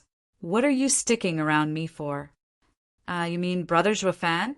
Haha, we talked it out. You were only using him as an excuse. We even became sworn brothers afterward. And brothers don't go after another's wife. Yuan Tsong licked his lips and giggled. Long Kuei mocked. And what if what I said was all true? Yuan Tsong froze and stared her in the eyes, but couldn't find a single lie ignoring him. Long Kuei left him there and returned to her house. After exchanging greetings with the other 2 princes, they walked towards a gate. Only Yuan Tsong was left there lonely and lost. Then his brows furrowed. The rest of the houses arrived one by one with their elders, venerables, and extras. The only difference was that the 3 houses had 4 venerables, while Drifting Flowers edifices only had 3, making them the weakest. And for some reason, Edifice Lord Chu was nowhere to be seen. With Iris Overseer and Grandmother leading their house, the people had no time for assumptions. As the guest of honor showed up, they instantly drew all eyes, even with plenty of clans seeing the Luo clan's performance in the esoteric debate. The great majority hadn't. They all wished now to catch a glimpse of the Luo clan's might and what made it the 8th house, especially the youth hiding in the crowd. He watched excitedly. They say the Luo clan steward is a hunk. Which one is he, though? Chapter 354 on the brink. Chapter 354 on the brink.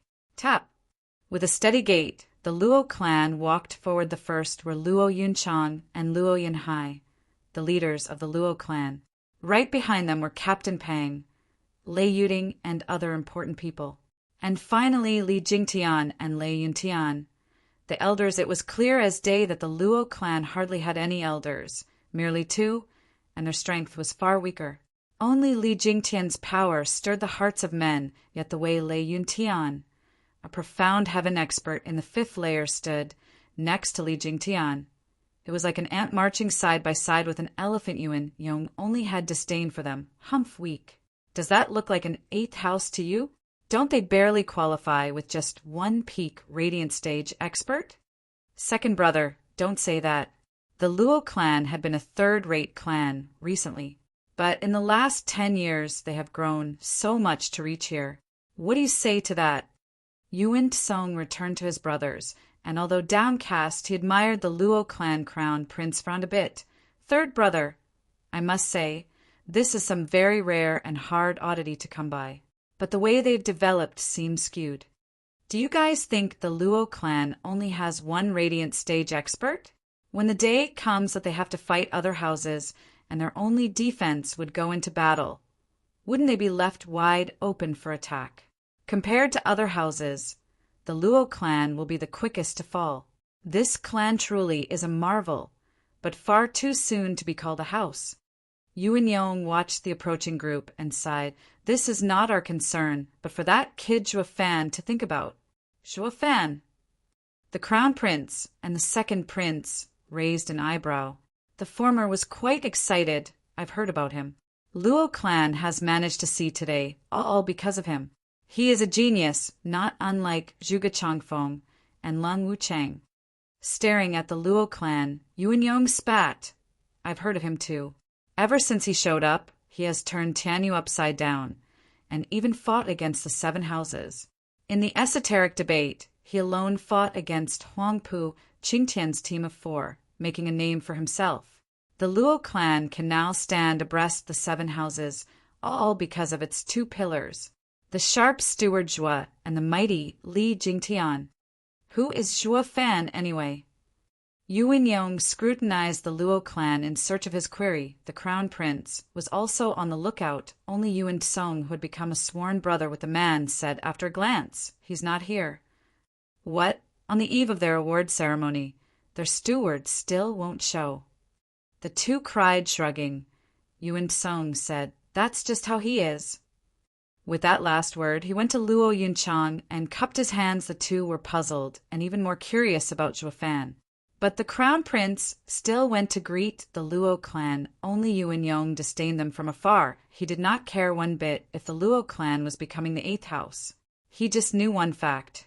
Their odd discrepancy in ranks assured that it was only a matter of time before they crumbled, and he had no intention of making nice with a soon-to-be-dead clan. The young master in the crowd stuck his head out and scanned the Luo clan's detail. Who's Zhuo Fan? Why does none of them look anything like the rumor? Is he perhaps that guy? The youth pointed at Yan Fu. The child next to him looked in disdain. Young master, that guy sure looks fair, but nothing alike. How come? I overheard my clansmen say that Luo clan steward is vicious and fiendish, not like that pretty boy.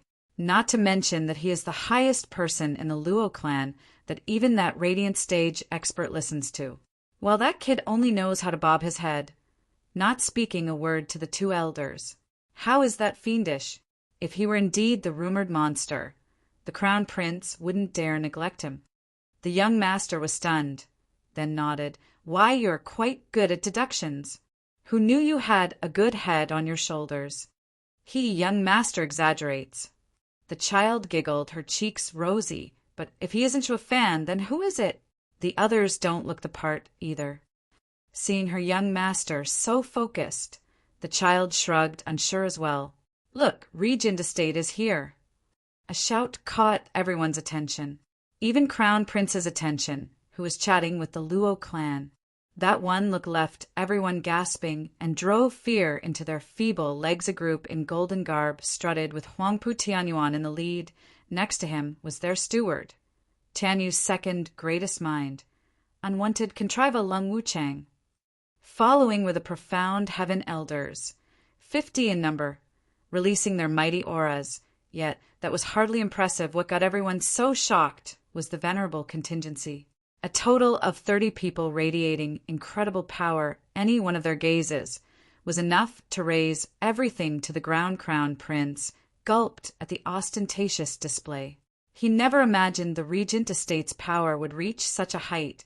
Almost catching up to the imperial family's second prince, was dumbstruck, his jaw hanging, eyes popping, forgetting himself as he spoke. Dang, now that's what you call a 1,000-year-old legacy.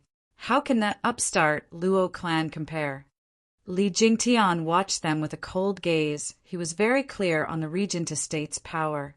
15 of the venerables were below the third layer of radiant stage, 10 of them between third and sixth, and 5 above. In this aspect the Luo clan wasn't falling short. The Luo siblings glanced over and nodded. It all came down to Steward Zhua, and the rest if they reached in time.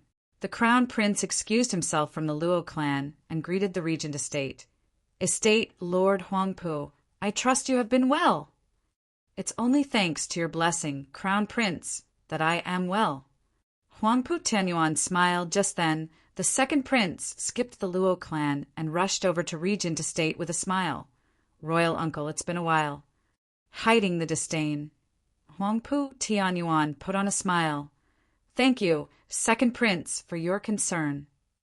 The regent estate and the imperial family were distant relatives at first, but the imperial family had its dignity. That wouldn't change even among relatives.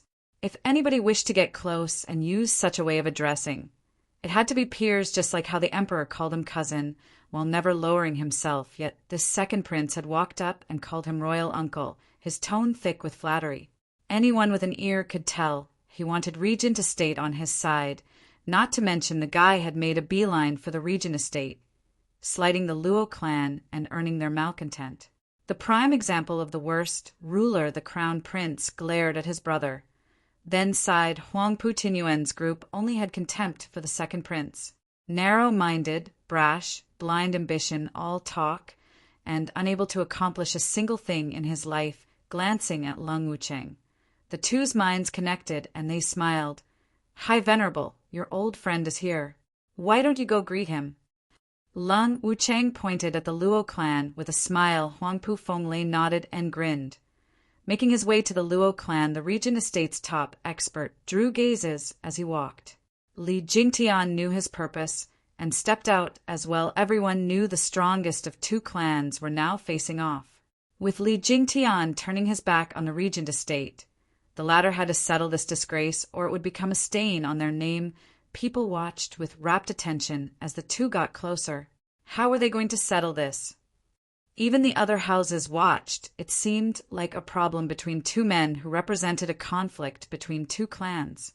Any side's loss meant shame for their clan. Regent estate couldn't afford to lose. Regent estate had lost the esoteric debate, but that was pertaining to the younger generation. While losing here meant their 1,000-year-long legacy would crumble, as would they. Yet the regent estate was still willing to do this confrontation. Confident of their success, eyeing Li Jingtian, Huangpu Fonglei snickered. Mad Dipper, Li Jingtian, you had lost to me once. How about showing me your progress from these past years? Ha ha ha. Chapter 355, Princess Yongning. Chapter 355, Princess Yongning. Elite Coder. The two stopped 20 meters from each other. Huangpu Fonglei started off with mockery. Ha ha ha. Li Jingtian, when you first came to Regent Estate, it was for the Imperial Tyrant Body Art. For you to betray us in favor of the Luo clan, it must have been over something similar, right? Quite. Li Jingtian was blunt. My entire life, I've always been obsessed with martial arts, all in pursuit of power. But you guys are too selfish, not willing to impart me the complete Imperial Tyrant Body Art. So why would I ever give my all to you? Humph. Our Imperial Tyrant Body Art is a second to none profound, ranked cultivation method in Tianyu. Training even a fraction of it would have benefited you for life. But, fortunately, I was right to judge you untrustworthy and refuse to give it to you. Or today would have been another story entirely. Huangpu Fonglei snickered. Not to mention that I heard you joined the Luo clan for the same thing we didn't give you. A cultivation method, right? Li Jingtian admitted, among other things. Humph, absurd. In the whole of Tianyu, the quality of our cultivation method is second only to imperial families. Can a third-rate clan give you something like that? Ha ha ha, only a fool would believe that. Haven't you heard? Luo clan has a miraculous steward. He gave me something you can't even dream of. Li Jingtian talked back. Huang Pufenglei's voice dropped. Zhuofan? Humph! What can a glib punk ever achieve? He is only a king among scamps, and since you hold him in such high regard, you've made me curious to watch him myself. But first, let's see what you've received from the Luo clan. Huang Pufenglei's power surged, and 9 golden dragons roared as they twisted around him. He was glowing with might and devastating power. The imperial tyrant body art of the Regent estate was revealed in all its glory and trained to the max. Ha ha ha. Perfect timing. It's time I pay back for the resentment from all those years. Laughing, Li Jingtian became enveloped in dark energy, swallowed in the belly of a huge dragon with red eyes, thirsting for battle. The two were moments away from a death match. The crown prince was shocked and rushed forward to stop it. But a man in golden robes stopped him before he got the chance. Huangpu Tianyuan smiled. Crown Prince, they are peak radiant stage experts. For your safety, please stay away from our venerable. Crown Prince shuddered and noticed his brothers were also behind some venerable from the Regent estate. All he could do was sigh. It was obvious that the Regent estate wanted no interference. Before the award ceremony even began, he wanted to show the Luo clan the might of the head of the houses, but with a full-blown battle raging over here. What about the imperial family's reputation? At this critical and dire moment, a divine dragon would usually interfere. No. The crown prince shuddered all of a sudden. How come there were no divine dragons around? It goes on to show that they've planned for this all along. Is the imperial father behind this? Crown Prince's worry eased as he looked at the two fighters. Puzzled, the emperor was clearly intent on praising the Luo clan for their exemplary conduct. But letting Luo clan and Regent estate fight at the gates, he was unclear if it was directed at humiliating the new house or stomping Regent estate's cocky attitude. Even so, attacking the Regent estate was impossible at this point, which meant the crown prince was even more puzzled. Just what are you up to, imperial father? Only Lung Wucheng was calmly tending to his beard. He had easily surmised that the emperor's stance with the Luo clan changed from the moment Zhuofan got the dragon vein soul. Hence, this award ceremony was the perfect time to test the Luo clan's waters. With how Zhuofan's actions in the past years were shrouded in mystery so that not even the emperor knew, he was feeling a little more than mere unease. Case in point, only God knew when Li Jingtian had switched sides, yet only now did he show his face, and the emperor wasn't about to let a viable threat fester. Thus today's show was all set up courtesy of His Majesty, with Regent Estate as the main actor. Since the two's interests aligned, to fish out the Luo clan's dirty little secrets. In the heart of the imperial capital, on the top story of the tallest restaurant, Fang Qiubai and Sima Hui set their eyes never left the 9 gates and the waves of power coming from their old Fang. The two are as strong as us. Leaving them to fight will spin this out of control. Sima Hui frowned, fiddling with a chess piece. Fang Qiubai held a brand new flute as he shook his head, smiling. It's His Majesty's order. Let them fight, and even if it blows things out of proportion, we have young Sanzi to deal with them. Ha ha ha. True. In the end, it all depends on the little monster. Shaking his head, Sima Hui sighed. But won't that make us utterly useless? Look at us, the invincible divine dragons. Jade flute divine, sword, and monochrome chess age. Now reduced to mere relics of the past, obsolete. Huangpu Fenglei aside. For even a third-rate clan's venerable to outclass us, we won't be having such an easy time going wherever we want in Tianyu now. Sima Hui's mood sank, and Fang Qiubai shook his head. You're right, but even so, be it Huangpu Fenglei or Li Jingtian, they were both powerful men of ambition back in the day. Getting caught up is normal, But if a new and upcoming expert suddenly reached our level, I'd smash my head and die. Seema, Hui found wisdom in his words. They no longer chose to dwell on it and resumed to watch the act unfold. The clans in the audience were thrilled at the prospect of a good show. But now they were downright terrified. Scurrying to and fro for cover of note were those particular clans present at the esoteric debate, who were positively dreading the aftermath. They knew better than ever what a clash between colossi entailed. Getting near was suicidal, and getting a stray hit would bury you. If they didn't flee now, they would never get the chance, it said. While the two were measuring their auras and powering up, the crowd went wild, and hightailing it out of there, the young master in the crowd stumbled in the confusion, but stayed put. The ignorance in him had no clue what was coming. Then his robe was yanked by the rushing crowd, revealing a fair hand and a dazzling jade bracelet. The young master cried, trying to cover it, but it was perhaps a bit hard with the frantic mob running around Pa. The bracelet fell and started rolling on the ground. The young master panicked and chased after it. Imperial Mother's bracelet! Young master, don't, it's too dangerous. The child saw him rush after the rolling bracelet. Towards the two experts' battle, it was impossible to reach him in time as the mob dragged him further away. Finally, the young master squeezed out between the last people and finally picked up some speed, catching the bracelet with a smile. But just then the two experts moved. With a boom, they charged at one another. While the youth stood there frozen, in the middle, imperial tyrant body art, soaring demonic dragon. As they roared, their power reached the masses before they even clashed. The youth had no time to dodge, feeling the godly pressure bearing down on him, and coughed. Blood-sharp winds slashed at him, ripping his robe and revealing a lavish garment. The scholar hat fell, draping long flowing black hair. He was a she. Yongning. The three princes cried, "Stop!" Not that it did much good. The two only heard their own roars.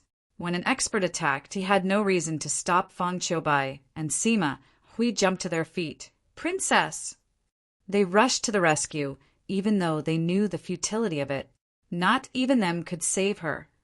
Trapped in the maelstrom of power born of two clashing peak radiant stage experts. Li Jingtian and Huangpu Fenglei never even registered the girl there. To them, she was as important as an ant. All they saw was their enemy. Roar, roar. With two dragon roars, the two sped up. The princes and the two divine dragons watched on with bloodshot eyes. They couldn't understand how His Majesty's beloved daughter had ended up here. The danger of the situation finally dawned on Yongning as blood trickled from her mouth. She was akin to a dinghy in the middle of a storm, with the two waves coming down on her any minute to render her void. Fear gripped her heart as she shook like a leaf. Mother. Hugging the bracelet, Yongning cried and cried, her lips trembling as she pleaded, "Someone save me." But who could save her from the jaws of death brought on by the might of two clashing peak radiant stage experts? The princes were beside themselves in fear. The two divine dragons knew it was hopeless, but still tried to reach her, and the child in the crowd was wailing, "Princess!" Yet none of those acts was of any help. The two experts finally reached her with bloodthirsty eyes. Their gaze pierced her heart as their punches drew closer. A fierce wind snapped at her face. She knew her end was nigh at their hands. Her heart was in deep regret for slipping out of the imperial palace and ending up here, but in her final moment, all she could think of was her mother watching her from above as she raised the bracelet and prayed, "Mother, you said there's someone who will protect me. Please come save me." Whoosh! Then the gale and pressure vanished, to make way for the cold voice drifting in her ears. "Lass, a rabbit has no place wandering where savage beasts are on the prowl." Chapter 356, The Might of Luo Clan. Chapter 356, The Might of Luo Clan. Elite Coder. Shivering, Yongning realized that she wasn't torn apart by the two mighty powers and was in fact caressed by a breeze. She cracked her eyes open just a hint, but what she saw made her cry out and fall down in fright. Before her was a man, in every sense of the word. With broad shoulders, white hair floating in the wind and a deep gaze looking down on all creation, but the greatest shock was how this man actually put a stop to the raging tempest. The two-peak radiant stage experts unleashed. His left hand was twisted into a savage dragon claw, holding Li Jingtian's wrist and scathed by Li Jingtian's black energy, trying to eat it, while his right arm made a simple block with his palm.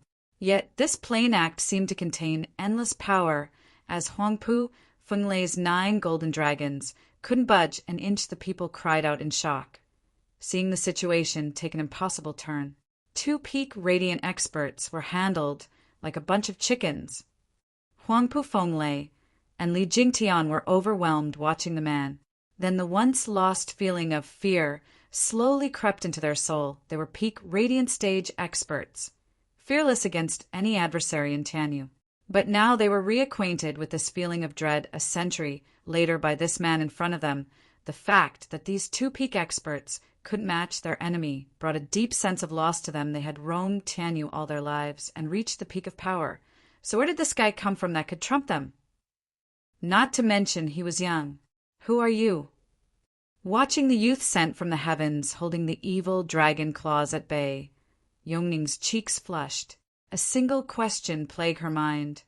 Did the Imperial Mother send you to protect me?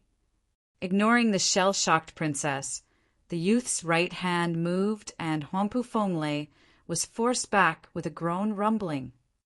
The pavement crumbled as Huangpu Fenglei skidded back, leaving deep scars. He only stopped when he was in his original spot, 10 meters away, raising his head. His face was pale. He had just used Imperial Tyrant body art, a profound, ranked martial art to attack, yet the opponent easily took it and even pushed him back. Just what power did this man have? Who the hell is this guy? Not sparing him another moment, he looked at Li Jingtian and pushed back the black dragon claw of his. Elderly, you're still not backing down. That woke Li Jingtian right up. What had happened was too shocking, and he withdrew his attack only now. Then he showed his respect. Steward Zhua. What? Zhua Fan?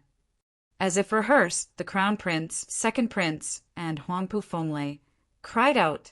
They looked at him like a zoo animal.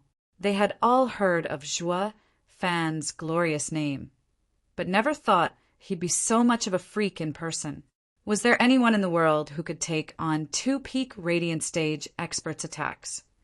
Lung Wuchang and Huangpu Tianyuan were dumbfounded. How could that monster grow so much in little under half a year? He was a completely different being from the one they saw in the esoteric debate. Then their faces turned heavy with how true power could topple anything, and the more Zhua Fan grew stronger, the more futile Lung Wuchang's attempts were to deal with him. To say nothing of what a treacherous knave Zhua Fan was to begin with. Add to that his power, and they felt as powerless as when facing Gu Santong Fang Qiubai and Sima. Hui stopped dead in their tracks, watching dumbstruck for 2 seconds before their faces sank. Old Fang, should we bust our heads and keel over? The youth of today seem to have overtaken us. Hard days await us. Sima, Hui sighed. Fang Qiubai's face twitched. One thing had to be said, though. Following Zhua Fan's explosion of power, the emperor would have to change his plans for the Luo clan. The two of them were sure they'd be seeing Zhua Fan far more often in the future. For the imperial family, they were ready to face any danger, endure any psychological torture this youth stronger than them might subject them to, and since the inception of the great divine dragons, this would probably be the hardest thing yet. Zhua Fan, you came. Luo Yunchang moved with the Luo clan to his side. Watching him come down like a god filled her with joy. Then she glanced at the dumbstruck Yongning and asked, Miss, are you all right? Yongning blinked for a long time at Zhua Fan before she could find her words. Are you that Zhua Fan?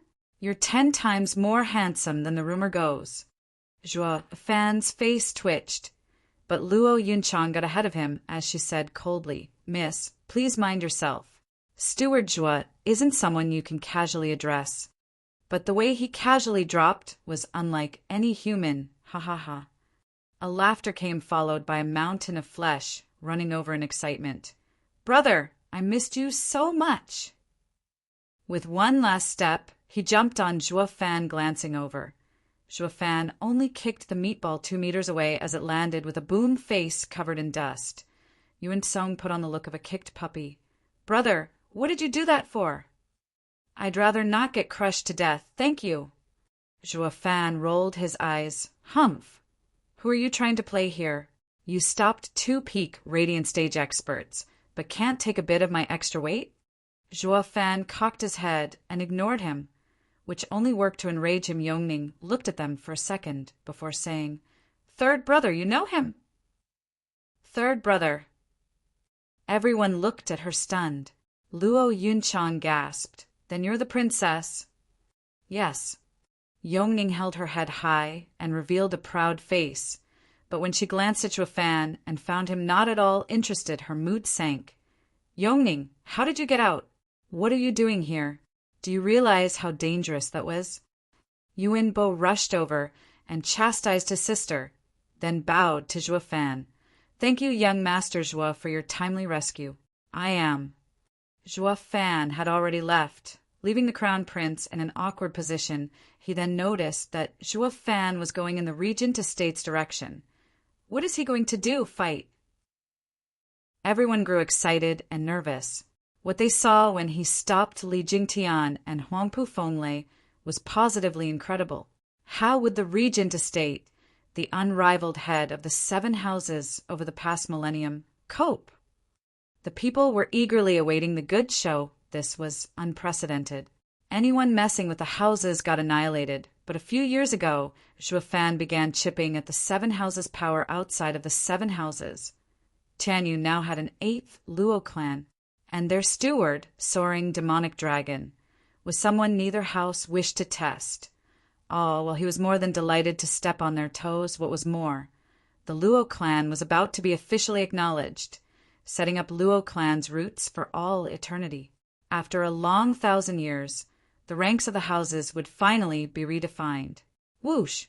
Huangpu Fenglei flashed before Zhuo Fan with a grave face, his eyes staring down on him. "You're Zhuo Fan? What are you trying to do?" The rest of the Regent Estate was on high alert. Zhuo Fan merely smiled. "Oh, nothing. On this auspicious day, the Luo clan is receiving its title, and I hoped everyone would keep to themselves, or a war might break out." "War? Humph! Luo clan only has Li Jingtian. What can you possibly do? An upstart clan like you with no legacy dares fight a house? To me, Luo clan has only 2 people. There is no war. What a joke, ha ha ha." Huangpu Fenglei mocked. The rest had to agree the Luo clan's biggest problem was being short-handed. Zhuo Fan and Li Jingtian were great experts and strong to boot. But take them out and the rest would be easy pickings. They weren't even useful as cannon fodder. Luo clan's weakness was clear for anyone to see. Second Prince snickered. "Ever heard the saying, short-handed? You 2 are great, but the rest are junk. Once surrounded, the rest will fall like flies." Zhuo Fan mocked. "Dumb bigot, you think I don't have a way to fight that legacy of yours?" Zhuo Fan pointed at the sky. "Feast your eyes on the Luo clan's power, a power to crush any house." Pa! With a crisp sound, powerful surges came from the heavens above. Chapter 357, Fiendish Elders. Chapter 357, Fiendish Elders. Elite Coder. Whoosh! 7 figures dropped down like meteors, spreading their savage energy around Zhuo Fan. The overflowing power got even Regent Estate to shirk back. With a startle, they realized that all they could do was endure the pressure. People went pale on the spot. Regent Estate had 30 venerables, so why couldn't they even fight back when they had the numerical advantage? However, upon closer look, they got the shock of their lives, with their hearts threatening to burst out of their chests of the 7 newcomers. Only one was a peak profound heaven expert, who they didn't recognize. But the other 6 had fiendish reputations. Even as rogue cultivators, no one dared to touch them. Raging Ancestor Qiu Yanhai, Ice Moon with Xue Qingjian. What are you 2 doing beside Luo clan? Lung Wucheng's eyes flashed with regret. It was the Regent Estate who wanted them first, and Lung Wuchang found their power impressive. An art to harmonize fire and water was rare. It would have been such a shame burying such an asset. He thought it was better to let them go and think of another way to have them join, since the two hardly posed a threat to the Regent estate, but who'd have thought they'd side with Zhuo Fan instead, becoming their bitter enemies. If he knew, he'd have culled them when he had the chance, but who could have seen this one coming? Not even he, unwanted contriver with his foolproof plans, had thought it possible that what Regent estate couldn't recruit. It would be done by others, however. It was far too late for regret. Xue Qingjian easily spotted his dilemma. Sir Lung, are you regretting not killing us? Hi. A shame it's all too late now. Steward Zhuo is far stronger in this regard. He truly was vile in his recruiting. I get the chills just thinking about it. Xue Qingjian played coy and put on a knowing look. This got on Lung Wuchang's nerves. A pair of masochists that don't know how to accept a favor. I realize I've been too kind to you. Yes, what you can't obtain, you destroy. The more precious the item, the more this logic stands, since there is a high chance it might come back to bite you. Ha ha ha. Elder Xue is right. This is where you are beneath me. Zhuo Fan cackled. If one day you fall at my hand, you will experience complete failure. That is why, as a fellow steward, I can lead the Luo clan to new heights, while you can only assist the Regent estate by cooking up some elaborate schemes. Humph. This is the difference between rulers and their ministers. And this is what you lack, bringing your downfall. Grinning, Zhuo Fan stared at Lung Wuchang and laughed. Lung Wuchang was about to explode from anger, his eyes bloodshot. For the first time, someone had dared to taunt him. Not even Zhuge Changfeng dared talk to him like that. Zhuo Fan, though, jabbed at his wisdom and his mockery. Yet the man couldn't even retort. Who was it that caught him off guard in the esoteric debate and killed everyone? Zhuo Fan said it was a draw at the time, but it was plain as day that Lung Wuchang lost. What could he possibly say to that? Lung Wuchang's anger grew and grew. Gasping yet unable to speak, everyone looked at him, stunned. The second greatest mind in Tianyu, Lung Wuchang, was being pushed back in a verbal contest with Zhuo Fan. Huangpu, Feng Lei's face sank. And seeing the Luo clan's forces, he trembled. But when he caught sight of the four pygmies, his eyes grew serious. The abominable four scheming demons. Weren't you in the Thunder Swarm Mountain, locked away by the demon scheming sect? What are you doing with the Luo clan? Hi, Foggy, are you talking to us? Violent Demon held his chin up. How could a mere mountain hold the four demonic heroes? Here, the mountain can't hold us. That goes double to you. Hi. The other three jumped up in glee. Squinting, Huangpu Fenglei said, Oh, and what if I tell the demon scheming sect? SS. The four pygmies shivered on the spot. Filled with fear, Huangpu Fenglei smiled inside as he mocked. Humph, you must have escaped your prison, right? If I report you to the demon scheming sect, not just you, but even the Luo clan will. I'd like to see you try. Zhuo Fan cut him off with his derision. These four twerps are here to help the Luo clan by the order of demon scheming sect leader. Xiao, go ahead, report. I won't stop you. Ugh. Huangpu Fenglei choked on his words. It was because Zhuo Fan's information was too credible. Knowing who demon scheming sect leader was, proved the four scheming demons were sent to help the Luo clan. Did that mean the Luo clan had one of the Empire's 3 guardian sects, demon scheming sect, on their side? What hope did they have in fighting the Luo clan then? Not a snowball's chance in hell. How could a house fight a sect? Yet he was still unwilling to believe all of Zhuo Fan's words. Staring him in the eye for any trace of lies, the 4 scheming demons looked at him in shock. Wimp Demon couldn't hold his curiosity in check as he whispered, Steward Zhuo, is it true? Zhuo Fan nodded. It was all fiction, of course.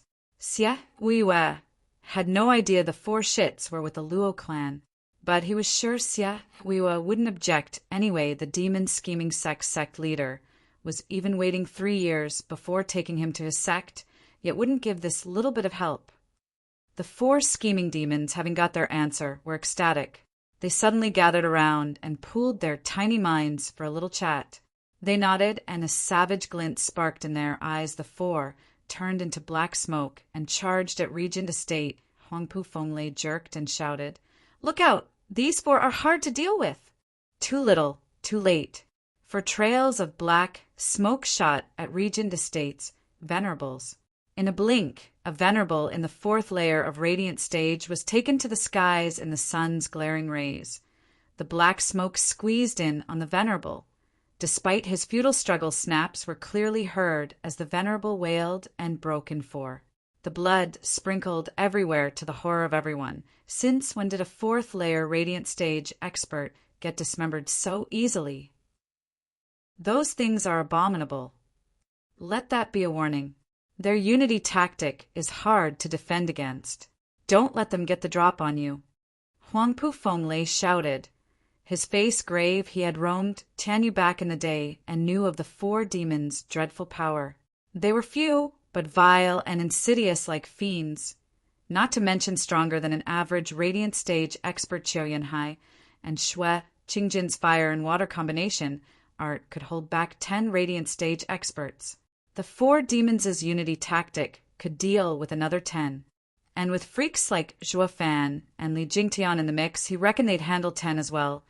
Each Luo clan could now deal with 40 radiant stage experts, 10 more than Regent Estate had. This was something no one in the Regent Estate saw coming in just 10 short years. This clan had reached such an astonishing height. The Crown Prince, Second Prince, and many others were dumbstruck. Who the hell said Luo clan had no legacy? That it was made of only 2 people? In a blink, all their elders were on duty and freaking radiant stage experts at that. What upstart? They were clearly a clan hiding for 1,000 years. Hi, geezer. Weren't you about to report us? We're no longer scared of you. If you still have the guts, run away from us 4 demonic heroes and snitch. The black smoke in the air let out violent demons. Cackle. Huangpu Fenglei felt a headache. He stepped close to Huangpu Tianyuan as the latter and Lung Fucheng looked on with worry. The 4 demons were notorious. They were madmen, doing whatever whenever, regardless of circumstances and orders. They were a bigger threat than even Zhuo Fan. The Crown Prince ran to Zhuo Fan and cupped his hands. Steward Zhuo, today is Luo clan's award ceremony. You can't shed blood. Please cease hostilities and call back your elders. A red sky is an auspicious sky. We should make it so in reality as well. We shall turn the ceremony into a sign of prosperity. Zhuo Fan waved him off with his trademark evil grin. Elderly, who is it that struck first? We did it at the same time, but he taunted me first. Li Jingtian answered, in that case, we can't turn back as cowards. Zhuo Fan laughed. Elders, it's showtime. Zhuo Fan gave the start with his left hand turning into the earth dragon claw, while his right shined. Li Jingtian grinned, and black energy roamed. Shui Qingjian and Qiu Yanhai held hands as fire and water fused, releasing waves upon waves of power at such a display of power and glancing at the 4 black spots in the sky. Huangpu Fenglei felt like crying. What is wrong with today? They only wanted to cut some of the Luo clan's momentum and curb the new house's development. So, how did it turn the other way around with us getting curbed? Not to mention this had stopped being a mere beating. They already had a casualty. If this went on, Luo clan's fiends would kill them. They were all hoping their allies would back them up, but Hell Valley, Pilking Hall, and Merrywoods, who usually cheered them on every chance they got, now looked anywhere but here. No help was coming from them. That was for sure. The Luo clan and Regent Estates war had them loose too much already. And now that the Luo clan had come in full force, they'd be dumber than a rock, getting caught up in that maelstrom of carnage. Chapter 358 Yield. Chapter 358 Yield. Elite Coder. Glaring at those houses, the Regent Estates people looked around tensely. They were in a real bind here. They had the numbers, true, but the enemy had the quality, albeit less than 10. But against them, they didn't dare make rash decisions. More importantly, they were being singled out alone. They'd be easy pickings. Not that going as a team would make much of a difference when the enemy used a unity tactic. They were at a severe disadvantage looking at the 4 balls of blackness in the air, then at the grinning Zhuo Fan. Huangpu Tinyuan's heart shivered. The 4 demons moved like ghosts, elusive and deadly. Raging Ancestor and Ice Moon, which united, had their power multiplied, with hardly anyone hoping of getting near them. Mad Dipper Li Jingtian needed no introduction from the astonishing display earlier, and was on par with their High Venerable, while the last Zhuo Fan was the freakiest of all. He clearly had a power beyond Huangpu Fenglei in this particular hopeless situation. The best outcome would be with both sides sporting heavy losses and neither getting a clear advantage over the other, especially when the Regent Estate's 1,000-year-long legacy was on the line here. About to be burned to the ground, he never thought nor hoped to be in such a crisis. That beside the imperial family, Tianyu had another house who could push them back. Huangpu Tinyuan's heart was torn with anxiety. He kept giving Lung Wucheng the eye. He just wasn't about to let Regent Estate fall under his leadership. He just couldn't accept it. The Crown Prince was tense as well. These 2 houses were about to jump at each other's throat, with no one to mediate. Where in the name of all that's holy had those damn divine dragons gone off to? What would become of the imperial family's public view when an all-out skirmish took place in their backyard, or front yard, to be precise, right under the emperor's nose? Fang Choubai and Sima Hui were watching from afar. They were in awe of the Luo clan's military might, but stayed put, waiting for the spark to blow this place sky high. As for the audience, they were smart enough to clear the heck out of there, and only after all safety precautions were taken, and a very solid cover in front, did they begin to enjoy the bustle. In one corner, they had a house with 1,000-years-old history, and in the other was an up-and-coming behemoth. It doesn't get any better than this. As for who would ultimately be crowned head of houses, clans, and the like, they were very much looking forward to seeing it. The common clans weren't the only ones. The other houses looked tensely at the standoff as well, observing as the situation devolved or evolved. Luo clan's power blew their minds, which had made the future house contest all the more confusing. Who would be the final winner? Earlier, the odds were 70-30 in Regent Estate's favor, but now they looked pretty much even. Luo clan had given them the shock of a lifetime. Lung Wucheng's eyes roamed about and then settled on his target. Steward Zhua, is it all right to do this? We both know how this is going to end. You're not the one to go to war knowing there's a third party involved and risk losing everything. Perhaps not. Zhuo Fan taunted with his cryptic smile. His eyes flashed. Sir Lung, there's a difference between me, you, and Zhuge Changfeng. I'm not all brain and no brawn. Sometimes I go a little nuts, you see. It's normal. I'm sure you understand this by now, having felt it on your own skin. Ha ha ha. Lung Wucheng's face twitched and anger spiked. He understood all right. Zhuo Fan was hinting at the esoteric debate where he went berserk. At the time, Zhuo Fan, in his madness, carried out his vendetta regardless of tricks or the bigger picture. He was quite conceited of himself back then. But now it somehow became Zhuo Fan's cover, rendering all his readings of the Steward void. With enough brawn, one would lose their head, so much so they didn't care about their own lives. They'd be willing to take the fall as long as they could take down the opponent with them against a man without restraints. The crazier he was, the more horrifying he became. With nothing in this world to chain him down, you'd have no idea what insane idea he'd come up with next, and that was Zhuo Fan. If his revenge had yet to cool down back in the esoteric debate, he might really engage in this battle, regardless of a third party. Then they'd both lose. To the Luo clan, a new house, that was quite a good ending. While for Regent Estate, having a long history behind them, the resentment couldn't be imagined. Lung Wucheng sighed. Then what would make you step down? Regent Estate's people were stunned. The great Lung Wucheng was actually negotiating his terms of surrender? This has never happened. Not even Regent Estate's people had experienced a case like this. He'd never submit, even in front of the estate lord with a creepy grin plastered on his face. Joffin held his head high and began, "To be perfectly honest, our 2 houses are now in a standoff because of your taunt. If you want to give up, it couldn't be easier. Apologize. Apologize." Regent Estate shivered to the very core as every one of them glared back. Regent Estate had been the head of all clans for 1,000 years.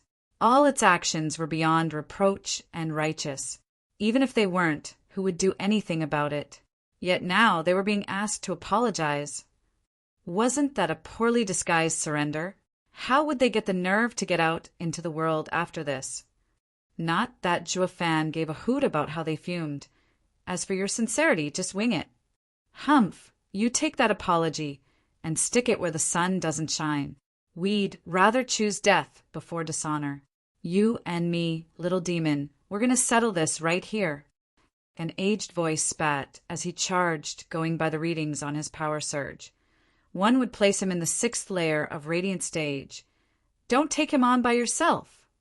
Lung Wuchang cried for naught. The man got to Joffin, his golden glow revved up, dragon roars in the background, and even the space fizzling out as he punched Joffin. Any other guy out there would have been a smear on the ground long before he was even hit. But he was dealing with Joffin lifting his right arm. The red glow flashed for a second, and Joffin stopped the attack, just like that. That mighty fist softly landed in his palm before he could get another swing in. Xue Qingjian and Qiu Yanhai attacked with their hands, united life and death art. Fire and ice combined to release an unspeakable power. It shot a blinding white light, swallowing the man and catapulting him into the sky with a fairly loud bang.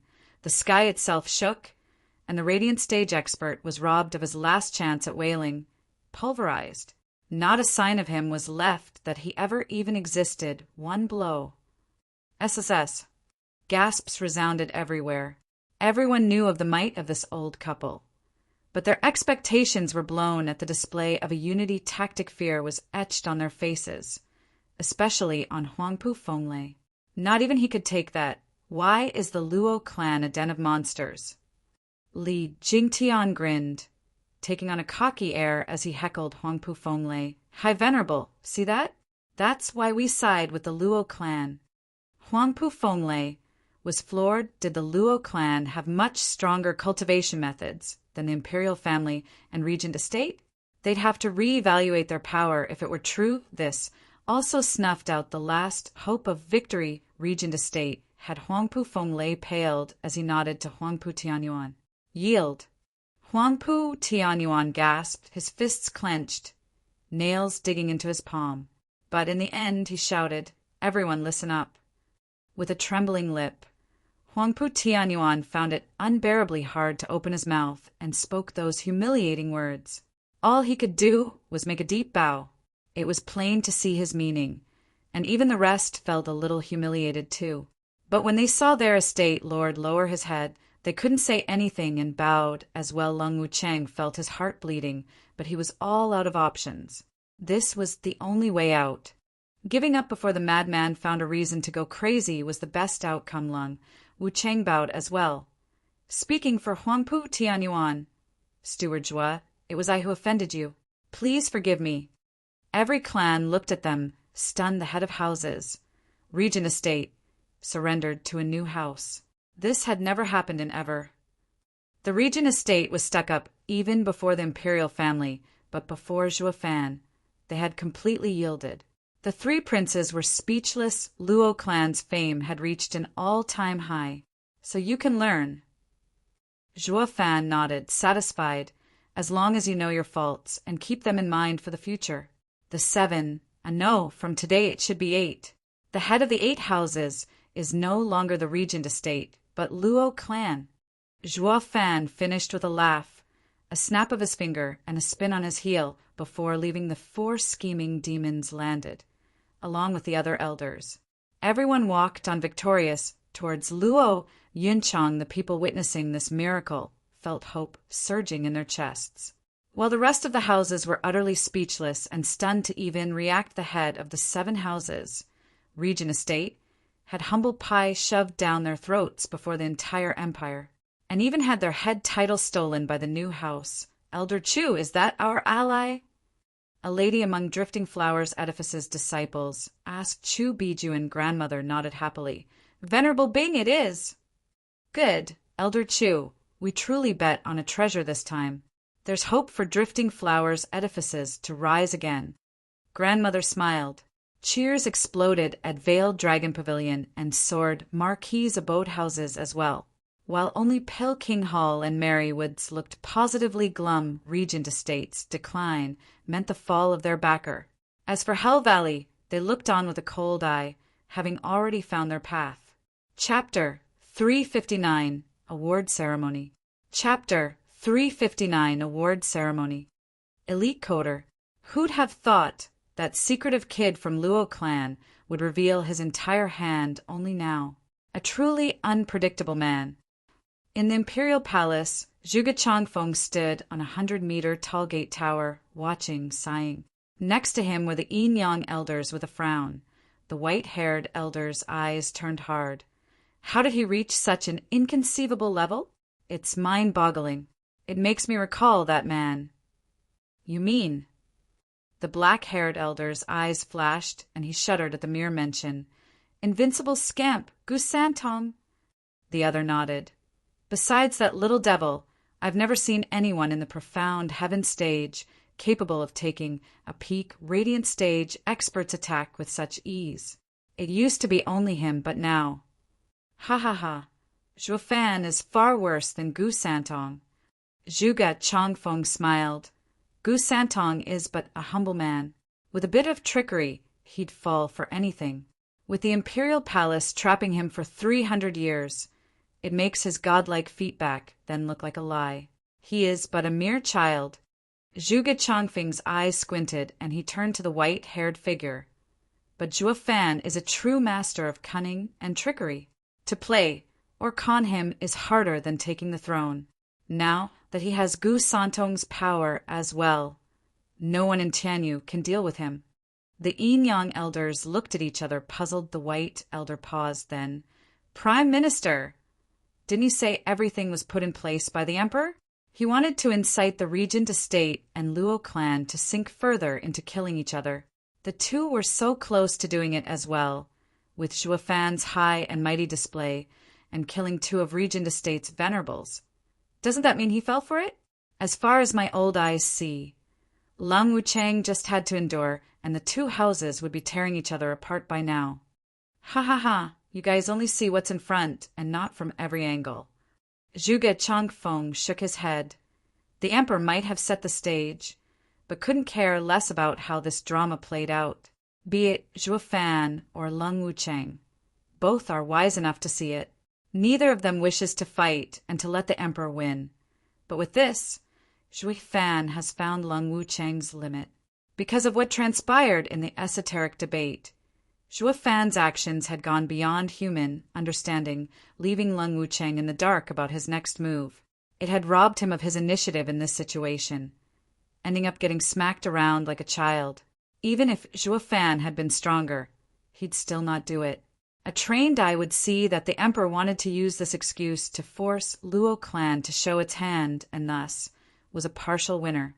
While Luo clan used the stage to push back at the Regent Estate and shake their public image, also winning some. While only Regent Estate, suppressed by a new house, suffered the worst, ha ha ha. The two elders shivered. Eyes stunned. A mere scuffle between the two houses actually had so many implications and consequences.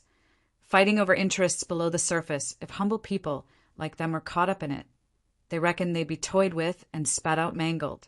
The complexity of the ploys were mind-boggling. Now they understood why Zhuo Fan was more dreadful than Gu Santong. If Gu Santong had but half of Zhuo Fan's smarts, no one could have been able to fool him into ending up trapped. Zhuo Fan was a combination of Lang Wuchang and Gu Santong in one. Prime Minister, it's best this threat is dealt with fast, before it affects Sir's plan. The black elder cupped his hands. While the kid isn't invincible, we too can still handle him. Please let us cull him and spare you the suffering. Zhuge Changfeng waved. Now, he isn't my enemy yet.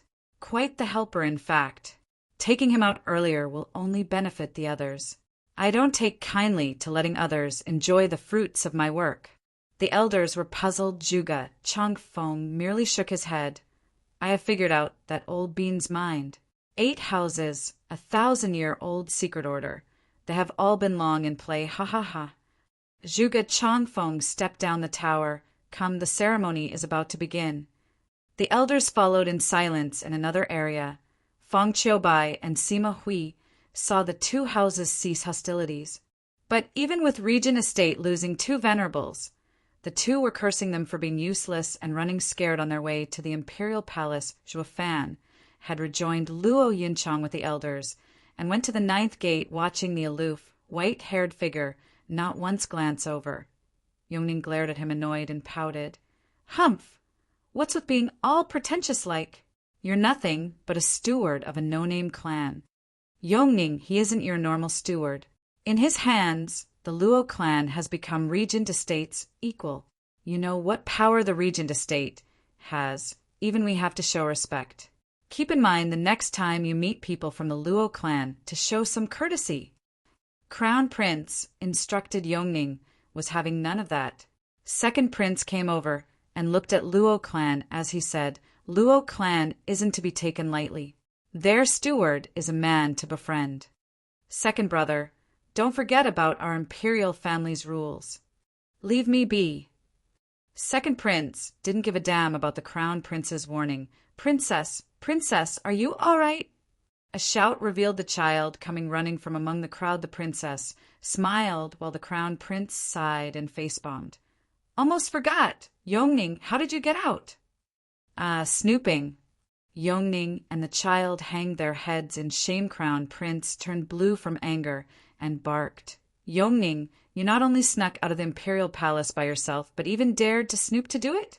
You're only making it worse for yourself." "How's it my fault? The entire imperial palace is filled with tunnels with no guards around them. How else did you expect me to get out with my 5th layer of bone tempering stage cultivation?" Yongning, grumbled. Crown Prince was royally pissed now. He couldn't vent as Yuan Tsung came laughing. "Ha ha ha. Eldest brother, breathe, breathe. Sister likes to mess around. The 9th gate will soon open and we'll take her back. What's the point of making the matter worse than it is? Third brother, you're the best. Your head looks like a pig, but your brain is sharper than one." Yongning giggled. Yuan Tsung turned cold. "Eldest brother, I think handing her over to imperial father is best.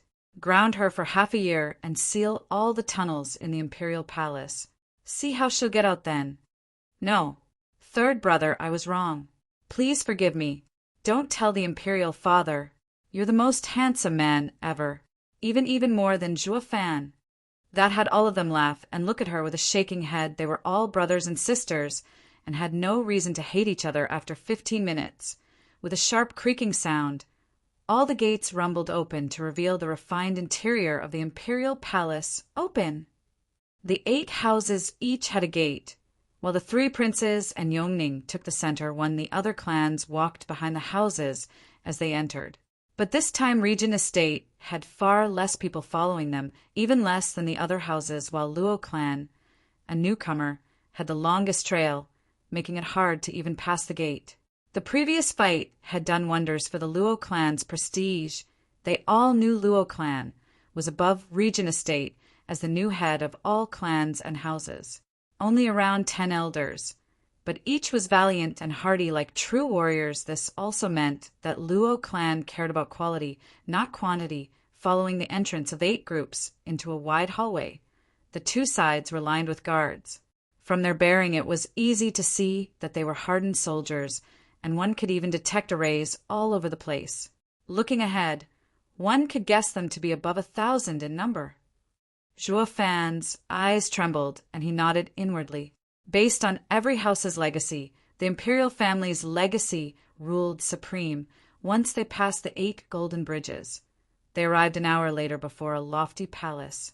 There, the second of the 4 pillars, Marshal de Gazantian, was standing guard on the right side of the throne with dragon-slaying crescent blade in hand, while on the left was Prime Minister Zhuge Changfeng. The 2 looked at Luo clan, Zhuo Fan in particular.